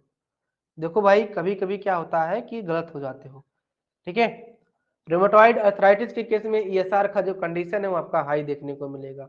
मानते हैं कि इन्फेक्शियस के केस में आपका ईएसआर बढ़ा हुआ मिलता है, बट अगर इस तरह से प्रश्न आएगा तो ऑटो इम्यून का जो है जो भी डिजीज है उसमें आपकी जो ईएसआर है वो आपके हाई देखने को मिलेंगे। मैं ये नहीं कह रहा हूँ कि सोर थ्रोट में आपको नहीं मिल सकते, बट जो परफेक्ट आंसर है वो आपका रोमेटॉइड अर्थराइटिस इसका राइट आंसर है। ठीक है सु दीपा जी, अब आपको समझ में आ गया? निशा बिल्कुल राइट बच्चे। ठीक है, तो इस तरह से आपको कंफ्यूज नहीं होना है प्रश्नों में, और प्रश्न में ऐसे ही कंफ्यूज होकर आप लोग गलतियां कर जाते हो, तो ये गलतियां आपको नहीं करती है। ठीक है, चलो एक बात और यहाँ पे सीख लो, ईएसआर। ईएसआर हम दो मेथड से करते हैं, यहीं पे सारा ईएसआर क्लियर हो जाएगा, इसमें आपको भाग दौड़ करने की जरूरत नहीं पड़ेगी। ईएसआर एक आपका क्या होता है, वेस्टर्न ग्रेन, और एक होता है आपका बेंट्रोप। ठीक है, क्लियर। ध्यान देना, वेस्टर्न ग्रेन में हम जो यूज करते हैं वो हमारा क्या होता है, पीपेट होता है। क्या होता है, पीपेट होता है। बहुत इंपॉर्टेंट और बहुत अंदर की बात है। ठीक है, लोग भूल जाते हैं। वेस्टर्न ग्रेन में पीपेट होता है। क्यों पीपेट होता है, क्योंकि दोनों साइड जो होता है आपका ट्यूब वो आपका खुला होता है, और वो ट्यूब जो दोनों साइड से क्या होते हैं, खुले होते हैं, उनको क्या कहते हैं, हम पीपेट कहते हैं। ठीक, और बेंट्रोप जो होता है वो आपका ट्यूब होता है। पहला बात ये आपको ध्यान रखना है। दूसरी बात वेस्टर्न ग्रेन में आपको ये ध्यान रखनी है, इसमें जो हम एंटीकोगुलेंट यूज करते हैं वो क्या यूज करते हैं, इसमें हम सोडियम साइट्रेट का उपयोग करते हैं, सोडियम साइट्रेट का उपयोग करते हैं। ठीक है, और रेशियो भी आपको पता होना चाहिए, सोडियम साइट्रेट 1:4 के रेशियो में सोडियम का उपयोग करते हैं। ठीक है, बिल्कुल दीपा, बहुत अच्छे। ठीक है, 1:4 का सोडियम साइट्रेट का यहाँ पे उपयोग करते हैं। बेंट्रोम में हम ईडीटीए का उपयोग करते हैं, ईडीटीए का उपयोग करते हैं। ठीक है, ईडीटीए बेंट्रोम में हम इसका उपयोग करते हैं। ओके, इतना बात आपको समझ में आ गया है। थोड़ा सा अगर बात करेंगे कि इसकी जो हाइट होती है, तो वेस्टर्न ग्रेन होता है वो 30 सेंटीमीटर आपका होता है, और इसकी जो डायमीटर होती है 2.5 सेंटीमीटर होता है। ये भी कॉपी में नोट कर लेना। ठीक है, 30 सेंटीमीटर और 2.5 mm इसकी जो होती है मोटाई होती है, सेंटीमीटर नहीं कहेंगे बच्चा, mm कहेंगे। ठीक है, mm, बिल्कुल ठीक है, mm 2.5 mm जिसका डायमीटर होता है। और कैलिब्रेट जो होता है, यानी कि मार्किंग जो होती है 2 से लेकर 20 तक होती है, 200 तक होती है मार्किंग इसकी। ठीक है, मार्किंग ध्यान रखना, कॉपी में नोट करते जाओ एक एक बात। हाँ ठीक है, 0 से लेकर क्या 200 तक होती है। इसमें क्या होती है, 0 से लेकर 100 तक होती है। ठीक है, 0 से लेकर 100 तक होती है। अब बात आती है बेस्ट कौन है, तो ये भी प्रश्न पूछ लिया जाता है कि दोनों में बेस्ट कौन है, तो वेस्टर्न ग्रेन बेस्ट है, क्योंकि इसकी जो मार्किंग है 0 से 200 है, यानी कि जो पिपेट आपका है वो क्या है, आपका लॉन्ग है। पिपेट आपका क्या है, लॉन्ग है, इसीलिए इसको ठीक है बेस्ट माना जाता है। नॉर्मल आपका रेंज जो होता है 0 से 10 आपका मेन में होता है। मेन में कितना होता है, 0 से 10 होता है, और जो फीमेल होती है उसमें आपका कितना, 0 से आपका 20 mm होता है। ठीक है, मात्रक भी याद रखना, mm। और ये फर्स्ट 1 घंटे की बात की जाती है, फर्स्ट 1 घंटे की बात की जाती है भाई साहब। ठीक है, हाँ ठीक है, ठीक है, बिल्कुल ये सब राइट है। ठीक, यहाँ पे एक प्रश्न और बनता है, क्या बनता है भाई, कि ईएसआर में अगर हम बेंट्रोप मेथड से कर रहे हैं, ईएसआर अगर हम बेंट्रोप मेथड से कर रहे हैं, तो इसके द्वारा हम और क्या प्राप्त कर सकते हैं, किस टेस्ट का और यहाँ पे हम परफॉर्मेंस कर सकते हैं। तो ध्यान रखना, बेंट्रोप कुछ तरह से बेस्ट हो जाता है, किस किस कंडीशन के लिए बेस्ट हो जाता है, इसके द्वारा हम एलई सेल का फॉर्मेशन कर सकते हैं, या फिर कह सकते हो एलई सेल को डिटेक्ट कर सकते हैं। दूसरा पीसीबी काउंट कर सकते हो। ठीक है, पीसीबी काउंट कर सकते हो, तो एलई सेल का, पीसीबी, और एक पॉइंट और होता है भाई बफी कोट। ठीक है, बफी कोट, जब इसको सेंट्रीफ्यूज करते हो बफी कोट का फॉर्मेशन होता है। ठीक है, तो इसका भी स्मीयर बना सकते हो आप लोग। तो एलई सेल और यहाँ पे आपका पीसीबी हो गया, इतना बात आपको कवर हो गया होगा। ठीक, क्लियर है। अब क्या है आपका सिग्निफिकेंस देख लेते हैं। ठीक है,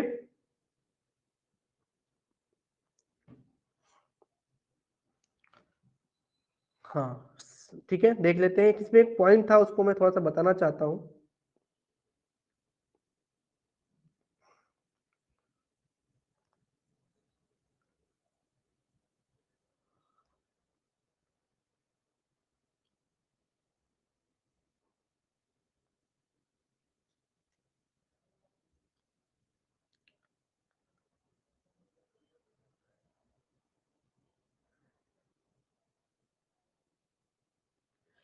एक बात इंपॉर्टेंट है, थोड़ा सा इसको देख लेना। अगर हम बात करेंगे एनीमिया की, ठीक है, एनीमिया की, तो एनीमिया के केस में सारे जो है ईएसआर क्या होते हैं, ईएसआर का जो वैल्यू है वो क्या होता है, लो होता है, ठीक है भाई।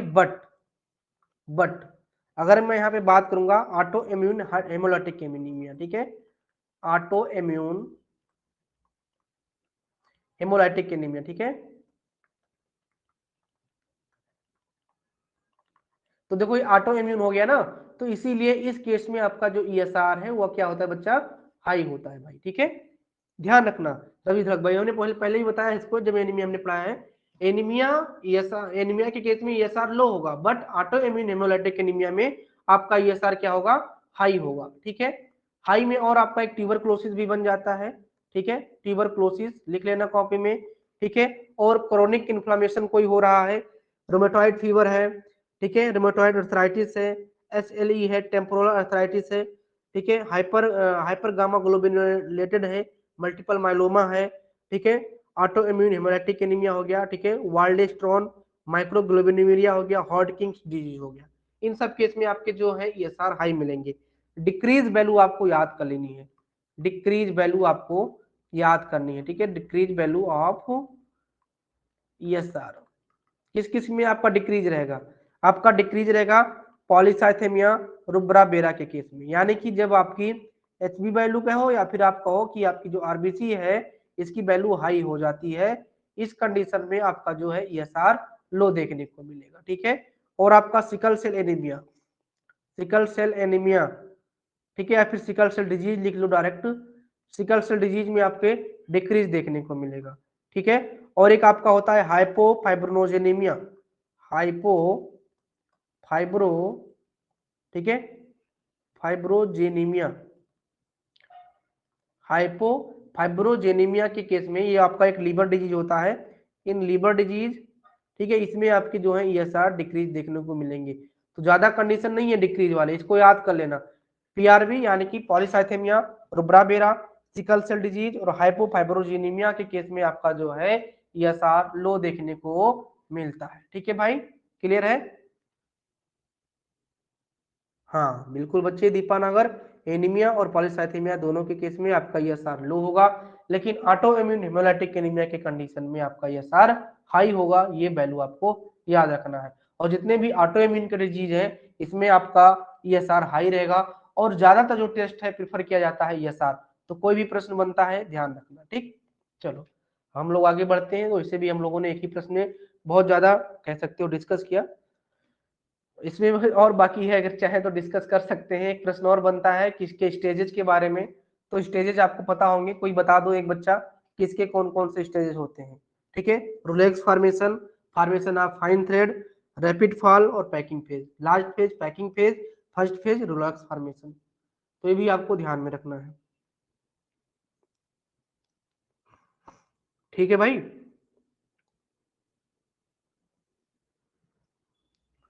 4 फेज होते हैं, ठीक है, rouleaux formation, formation of fine thread, ठीक है,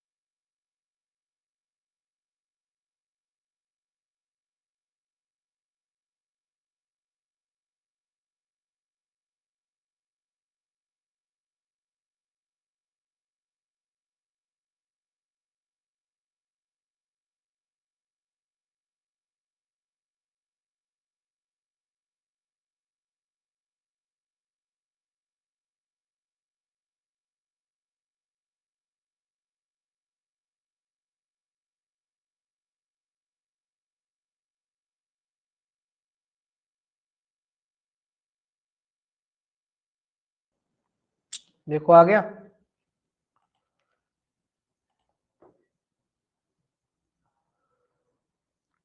कमेंट करके बताओ आ गया होगा। चलो आगे आते हैं। तो हमने बताया कि ये जो 28 नंबर का प्रश्न है ये रिपीट हो गया है। इसका जो राइट आंसर है आपका बी नंबर होगा। मसल्स के जो कंपोजिट हैं ये आपके एक को छोड़ के यही आपका ठीक है। ये भी आपका रिपीट ही है, इसको बता दो, ये आपका ऐसे नोट हो जाएगा कि कौन सा यहाँ पे हार्ट का पेसमेकर के रूप में काम कर रहा है, तो ऐसे नोट हो जाएगा। ठीक है, ये बताओ 30 नंबर का MCQ, what is the total pressure of एल्बुलर एयर, यानी कि एल्बुलर एयर का टोटल प्रेशर आपका कितना होता है। तो फिजियोलॉजी का एमसीक्यू है, एल्बुलर एयर का टोटल प्रेशर कितना होता है, 350 mmHg, 540 mmHg, 760 mmHg या फिर आपका 830 mmHg। तो बताइए इसका राइट आंसर क्या जाएगा।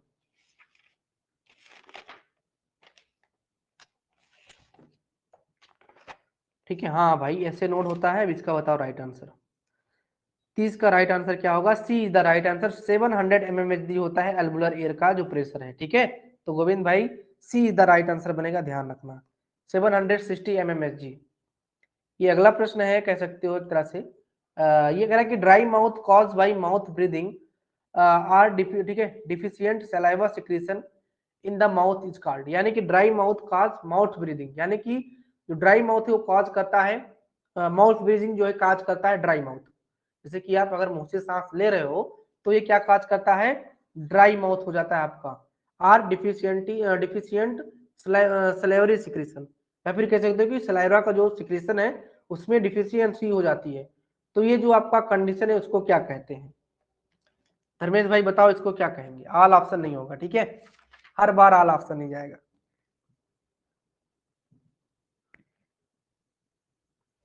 तो देखो इसका राइट आंसर बनेगा, जिसे देखो मैं आपको बताऊं सलाइवा आपका क्या काम करता है। सलाइवा कह सकते हो कि एक तरह से इम्यून सिस्टम के रूप में तो काम कर ही रहा है, अदर चीजों को मार रहा है, साथ साथ में भोजन को निगलने में भी अपना मदद करता है। ठीक है, भोजन को निगलने में भी मदद करता है, तो आंसर राइट हो जाएगा डिस्फेगिया। डिस्फेगिया का मतलब ही होता है डिफिकल्ट, या फिर कह सकते हो डिफिकल्टी स्लोइंग फूड और लिक्विड सब्सटेंस। ठीक है, कॉपी में लिख लेना। डिस्फेगिया का मतलब होता है कि जो आपकी निगलने की क्षमता है, चाहे फूड ले रहे हो चाहे लिक्विड सब्सटेंस, ठीक है, इसमें डिफिकल्टी हो रही है, जिसको डिस्फेगिया कहते हैं।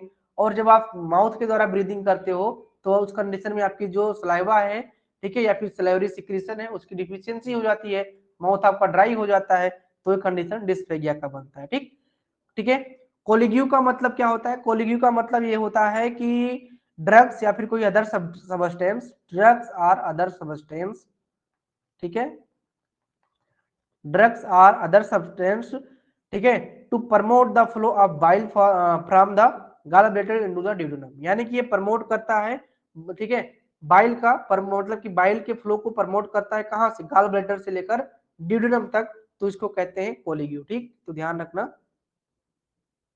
क्लियर लिख दे, क्लियर तो लिखा है, डिफिकल्टी क्लियर दिख रहा है हमको, स्लोइंग दिख रहा है, ऑफ फूड, ठीक है, और लिक्विड सब्सटेंस, इतना समझ लिया करो बच्चा। अब इसमें जल्दी जल्दी अगर राइटिंग बना के लिखेंगे तो फिर टाइम भी तो लगेगा।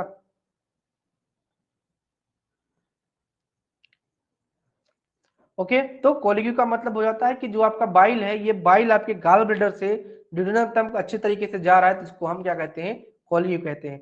अब ये जो ले जाने वाला सबस्टेंस है, ये चाहे आपका ड्रग्स हो सकता है, चाहे कोई अदर सबस्टेंस हो सकता है। ठीक, तो ड्रग्स या फिर अदर सबस्टेंस जो बाइल को कहां से, गाल ब्लेडर से लेकर ड्यूडेनम तक पहुंचा रहा है, उसको हम क्या कहते हैं, कोलिग्यू कहते हैं। ठीक है,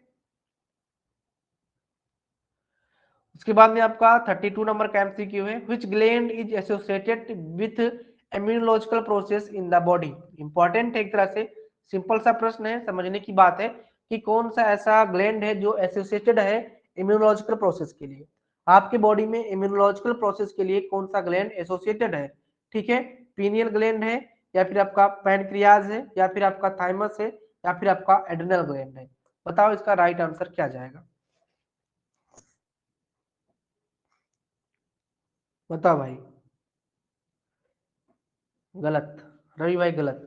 गलत मत बताओ, ठीक है। राइट आंसर बताओ सभी लोग, सभी लोग राइट आंसर दो जो लोग यहाँ पे देख रहे हो। इसका बी, पैनक्रियाज। किस तरह से, सोचो पहले कि किस तरह से, आंसर देने से पहले आप सोचो कि किस तरह से पैनक्रियाज।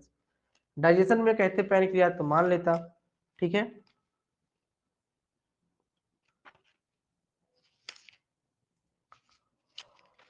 बी, सी नहीं बोल सकते हो, थाइमस।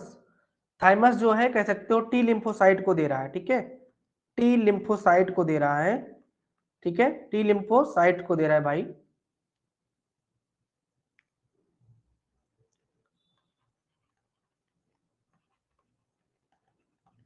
थाइमस जो है आपके टी लिम्फोसाइट्स को दे रहा है, इसीलिए इसका राइट आंसर क्या जाएगा, ठीक है, C is the right answer. ठीक है, a thymoid organ situated in the neck of vertebrate, यानी कि कहाँ स्थित रहता है, ठीक है, सिचुएटेड लिखते हो ऐसे ही,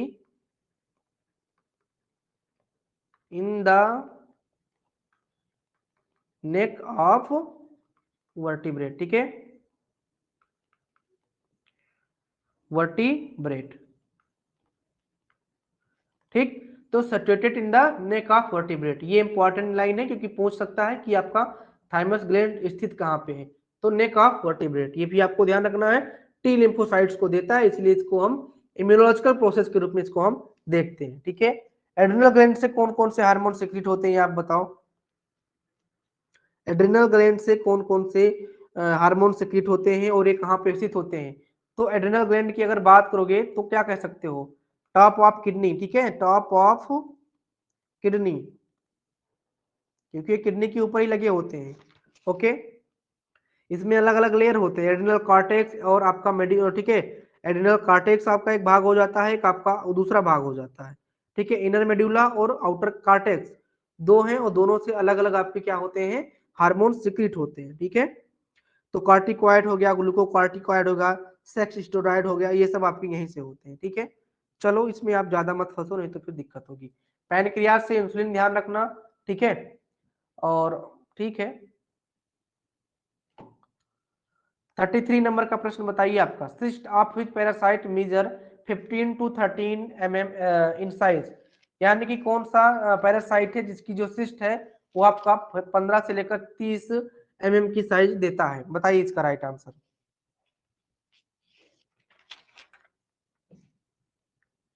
हाँ रवि बताइए राइट आंसर, ठीक है। 33 का राइट आंसर क्या होगा आपका, बी होगा, ई कोलाई यहाँ पे आ गया भाई।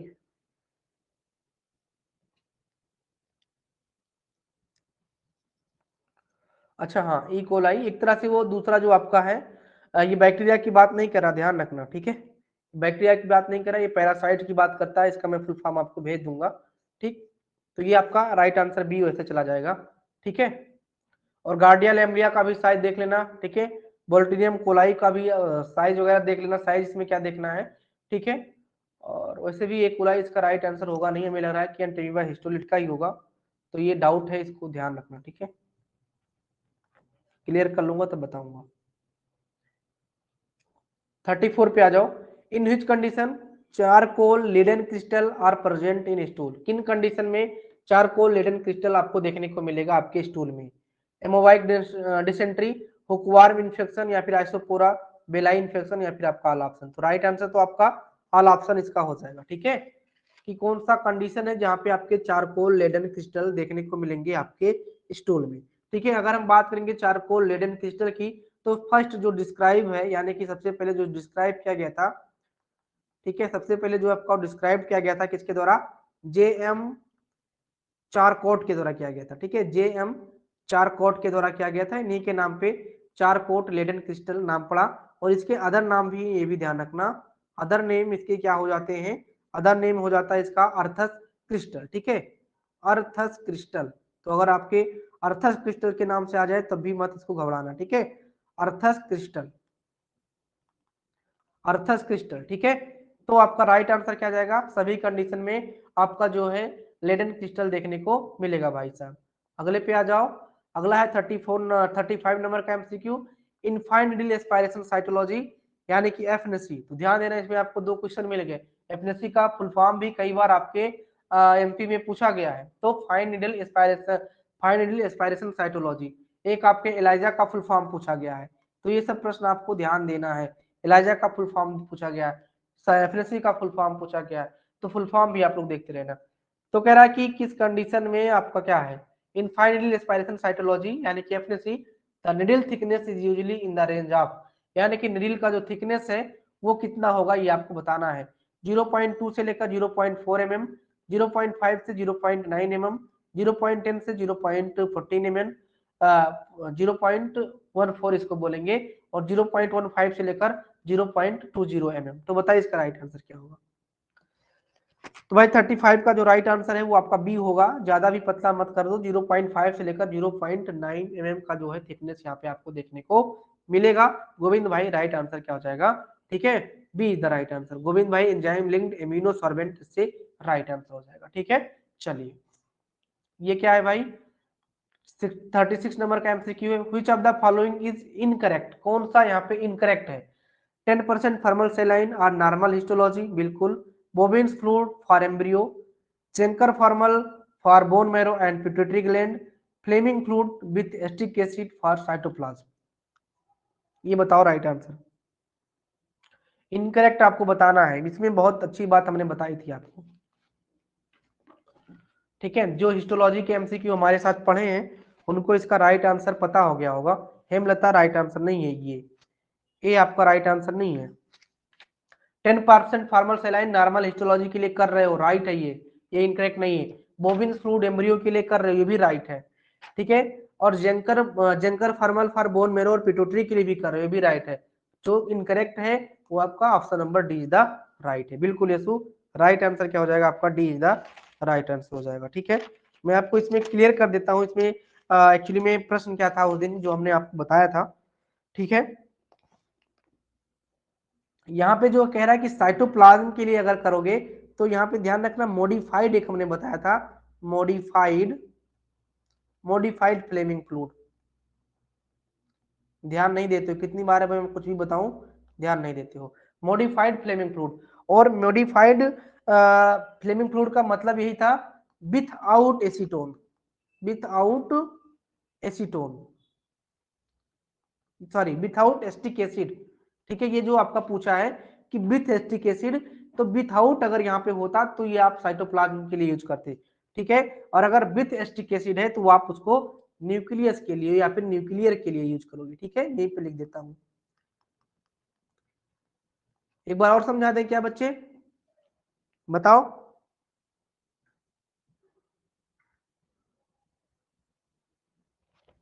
बताओ कमेंट करके।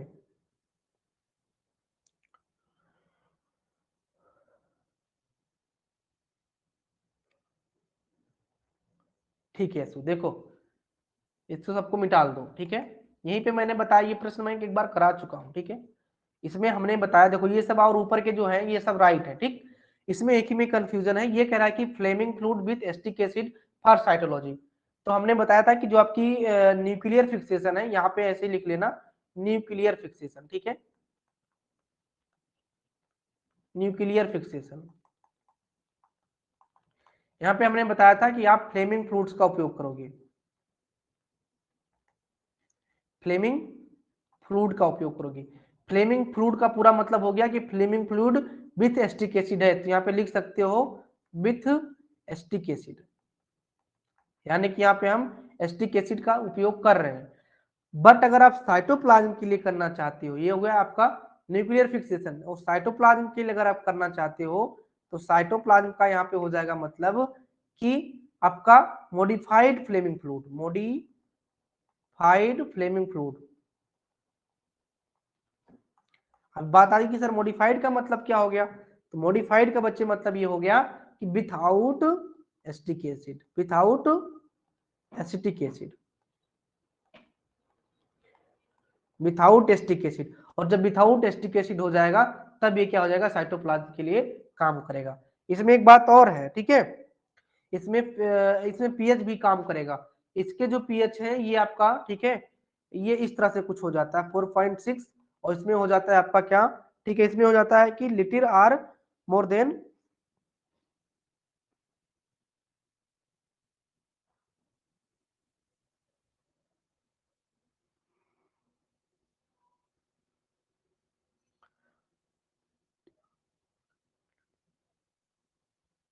हाँ, ये आपका more than 46, sorry more than 4.6 रहेगा पीएच यहाँ पे, और आपका जो है ये साइटोप्लाज्मिक के लिए, ठीक है, 4.6 से नीचे रहेगा, ठीक है, 4.6 से पीएच नीचे रहेगा, ठीक है, या तो 4.6 रहेगा या फिर 4.6 से नीचे रहेगा, तो ये ध्यान रखना है। बात समझ में आई सभी को? हाँ, modified without acetic acid Gobain, ठीक, ध्यान दे दो यार, इंपॉर्टेंट है ये वाला प्रश्न, कई बार करा चुका हूँ इसको। और एक चीज है, अगर साइटोप्लाज्म के फिक्सेशन की बात करेंगे तो ये आपका हो गया, और एक आपका क्या हो जाता है, एक हो जाता है हेलीज फ्लूइड, ठीक है, हेलीज फ्लूइड, ये भी आपके साइटोप्लाज्म के लिए है। बस यहाँ पे ध्यान रखना, जो हेलीज फ्लूइड है वो रेफर करता है जेंकर फार्मल सॉल्यूशन को, क्या, जेंकर फार्मल सॉल्यूशन, तो लिख लेना कॉपी में, हेलीज फ्लूइड रेफर फ्रॉम, या फिर लिखते हो रेफर जेंकर फार्मल सॉल्यूशन, यानी कि जेंकर फार्मल सॉल्यूशन के जैसा ही होता है, ठीक है। देख लेना सर, अभी जो लेस और ग्रेटर का होगा यार, ठीक है, मैं कंफ्यूज हो जाता हूँ उसमें। अगला एमसीक्यू 37 का है, Heinz body in the red cell demonstrable in, यानी कि हेंस बॉडी जो है in the red cell demonstrated in, किन केस में आपका हेंस बॉडी देखने को मिलेगा, एचबीजे मेरर डिजीज में, या फिर आपका यहाँ पे पायरुवेट काइनेज डिफिशियंसी, जी6 पीडी डिफिशियंसी, या फिर आपका एचबीएच डिजीज में। तो 37 का जो राइट आंसर बनेगा आपको बताना है, जी6 पीडी डिफिशियंसी, सभी बच्चे गोविंद है, धर्मेश है, रवि प्रताप है, सभी में हेंस बॉडी बता रहे हैं कि जी6 पीडी डिफिशियंसी के केस में देखने को मिलेगा। जी6 पीडी डिफिशियंसी अगर करना चाहते हो, एंटीकोगुलेंट कौन सा यूज करोगे बताओ, एंटीकोगुलेंट कौन सा यूज करोगे बताओ जल्दी से।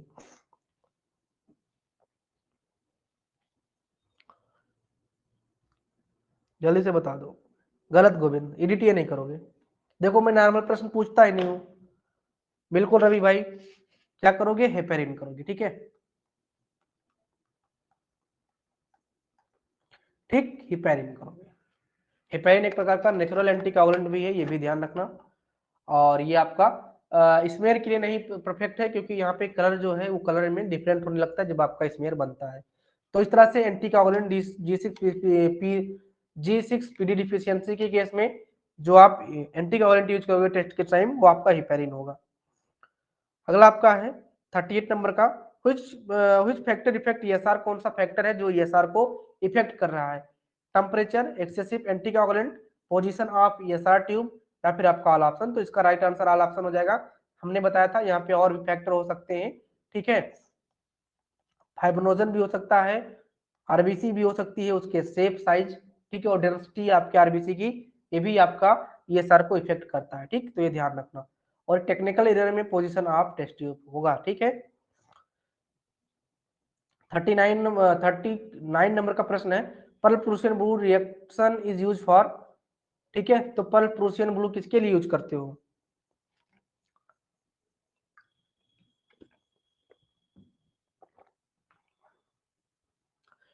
पर्ल प्रूसियन ब्लू किसके लिए यूज करते हो, गलत यार, मसल्स कौन बता रहा है, कल ही बताया मैंने,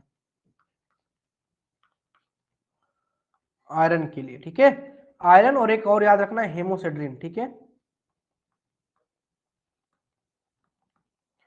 हेमोसेड्रिन और आयरन दोनों के लिए पर्ल प्रूसियन ब्लू यूज करते हो, ठीक।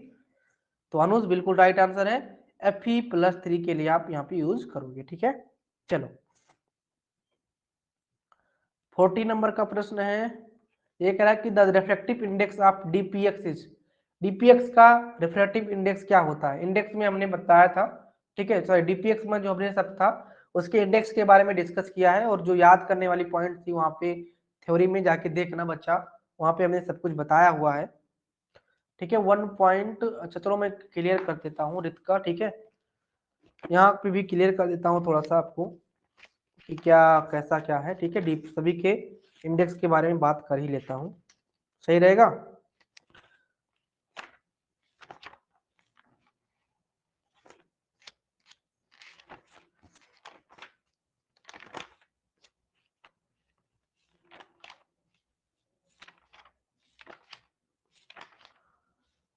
हाँ ठीक है।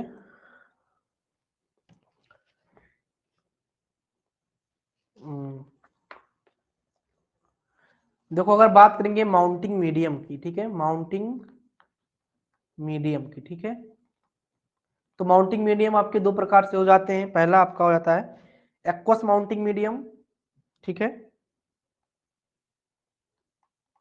एक्वस हो जाएगा, और दूसरा आपका रेजिनस हो जाता है, ठीक है, रेजिनस माउंटिंग मीडियम, ठीक है।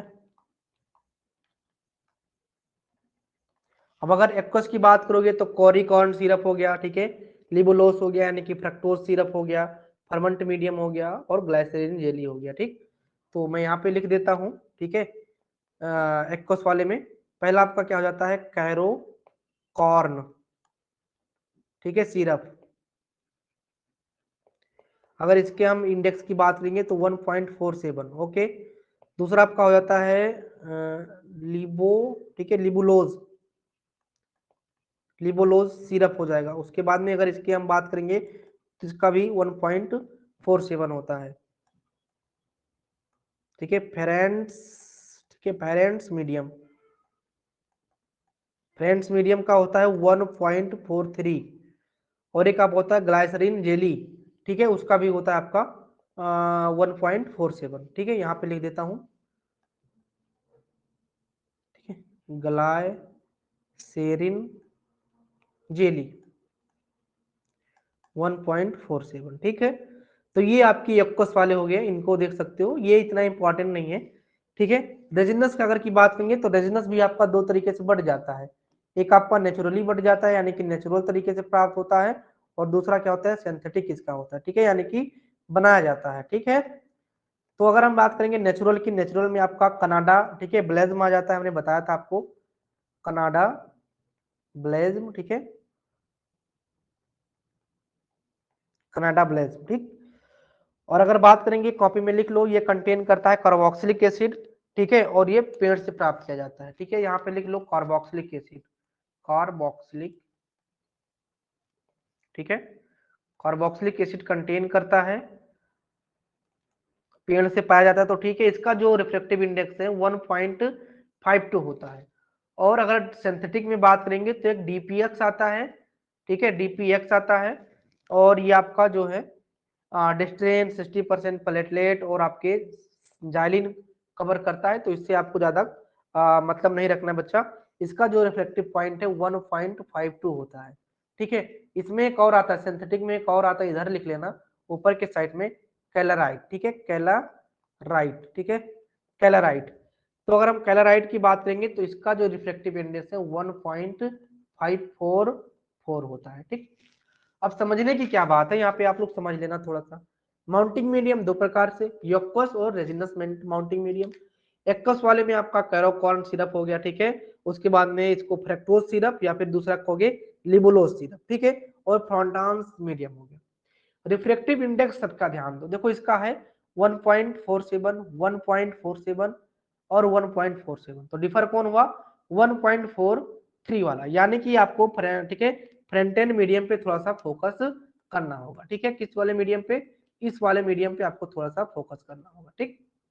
रेजिनस मीडियम पे आ जाओ, यहाँ पे 1.52 है, यानी कि आपका जो है कनाडा ब्लेज में जो कि नेचुरली आपका रेजिनस मीडियम है वो आपका 1.5 है, और सिंथेटिक में जो है वो डीपीएक्स भी आपका 1.52 है, 1.52 दोनों का है, लेकिन डिफर क्या है, 1.54 किसका है, तो 1.54 आपका जो है वो आपका पैराकाइट का है। तो दो ये आपको याद करने होंगे। इसको मैं थोड़ा सा अलग कलर दे देता हूँ, तो आपको याद करने वाले पता चल जाएंगे क्या क्या आपको याद करने हैं, ठीक है। भाई मेरा लैपटॉप दिक्कत देने लगता है, थोड़ा सा पुराना हो गया है, पुराना नहीं है मतलब नया ही है वो, लेकिन थोड़ा सा सिस्टम छोटा पड़ जाता है इसके सामने। ये आपको, ठीक है, आपको एक ये लर्न करना हो जाएगा,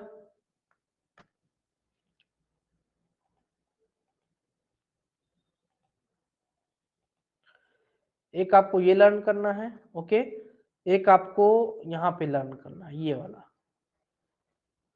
क्लियर भाई। अब यहाँ पे राइट आंसर आपका 1.52 हो जाएगा, कोई दिक्कत नहीं है। 1 पॉइंट ऐसे यहाँ पे देख लो बच्चा, 1.54 है, इसका किसका हो जाएगा, ये बताओ किसका हो जाएगा, हिमलता 1.45 1.54 किसका हो जाएगा, ये बताओ आप, इसका नाइट नाम बताओ, कैराकाइट, ठीक है, क्लेराइट, ठीक है, कैराकाइट नहीं क्लेराइट, ठीक है। और किसका, अगर मैं इसको लिख दूं 1.43 तो आपका, ठीक है, फेरेंट्स, ठीक है, मीडियम। ये भी ध्यान रखना, फ्रेंड्स मीडियम जो है वो आपका एक्वस वाला है, ठीक है, और कैलाकाइट जो है वो आपका क्या है, वो आपका कह सकते हो रेजिनस है, प्लस आपका क्या है, आपका सिंथेटिक है, ठीक है, ये दो ध्यान रखना। तो रवि भाई बिल्कुल ठीक है। तो इस तरह से आपका ये पूरा डीपीएक्स के बारे में हमने, या फिर कह सकते हो रिफ्लेक्टिव इंडेक्स के बारे में हमने बता दिया। ये जो था ये ध्यान रखना माउंटिंग मीडियम है, इसके बारे में हमने डिस्कस किया है। ओके, तो देखो हमारे पास आज 40 ही एमसीक्यू थे और इनको हमने वेल एक्सप्लेनेशन दिया है, जो भी आपको अच्छा लगा होगा। 10 प्रश्न नहीं लग पाए थे तो उसके लिए माफी चाहते हैं, किसी अन्य में कवर करा देंगे, ठीक है। तो कैसा लगा आपको, बहुत कम ही लोग जुड़ रहे हो, मतलब सब लोग बिजी ही हो गए अपने हिसाब से।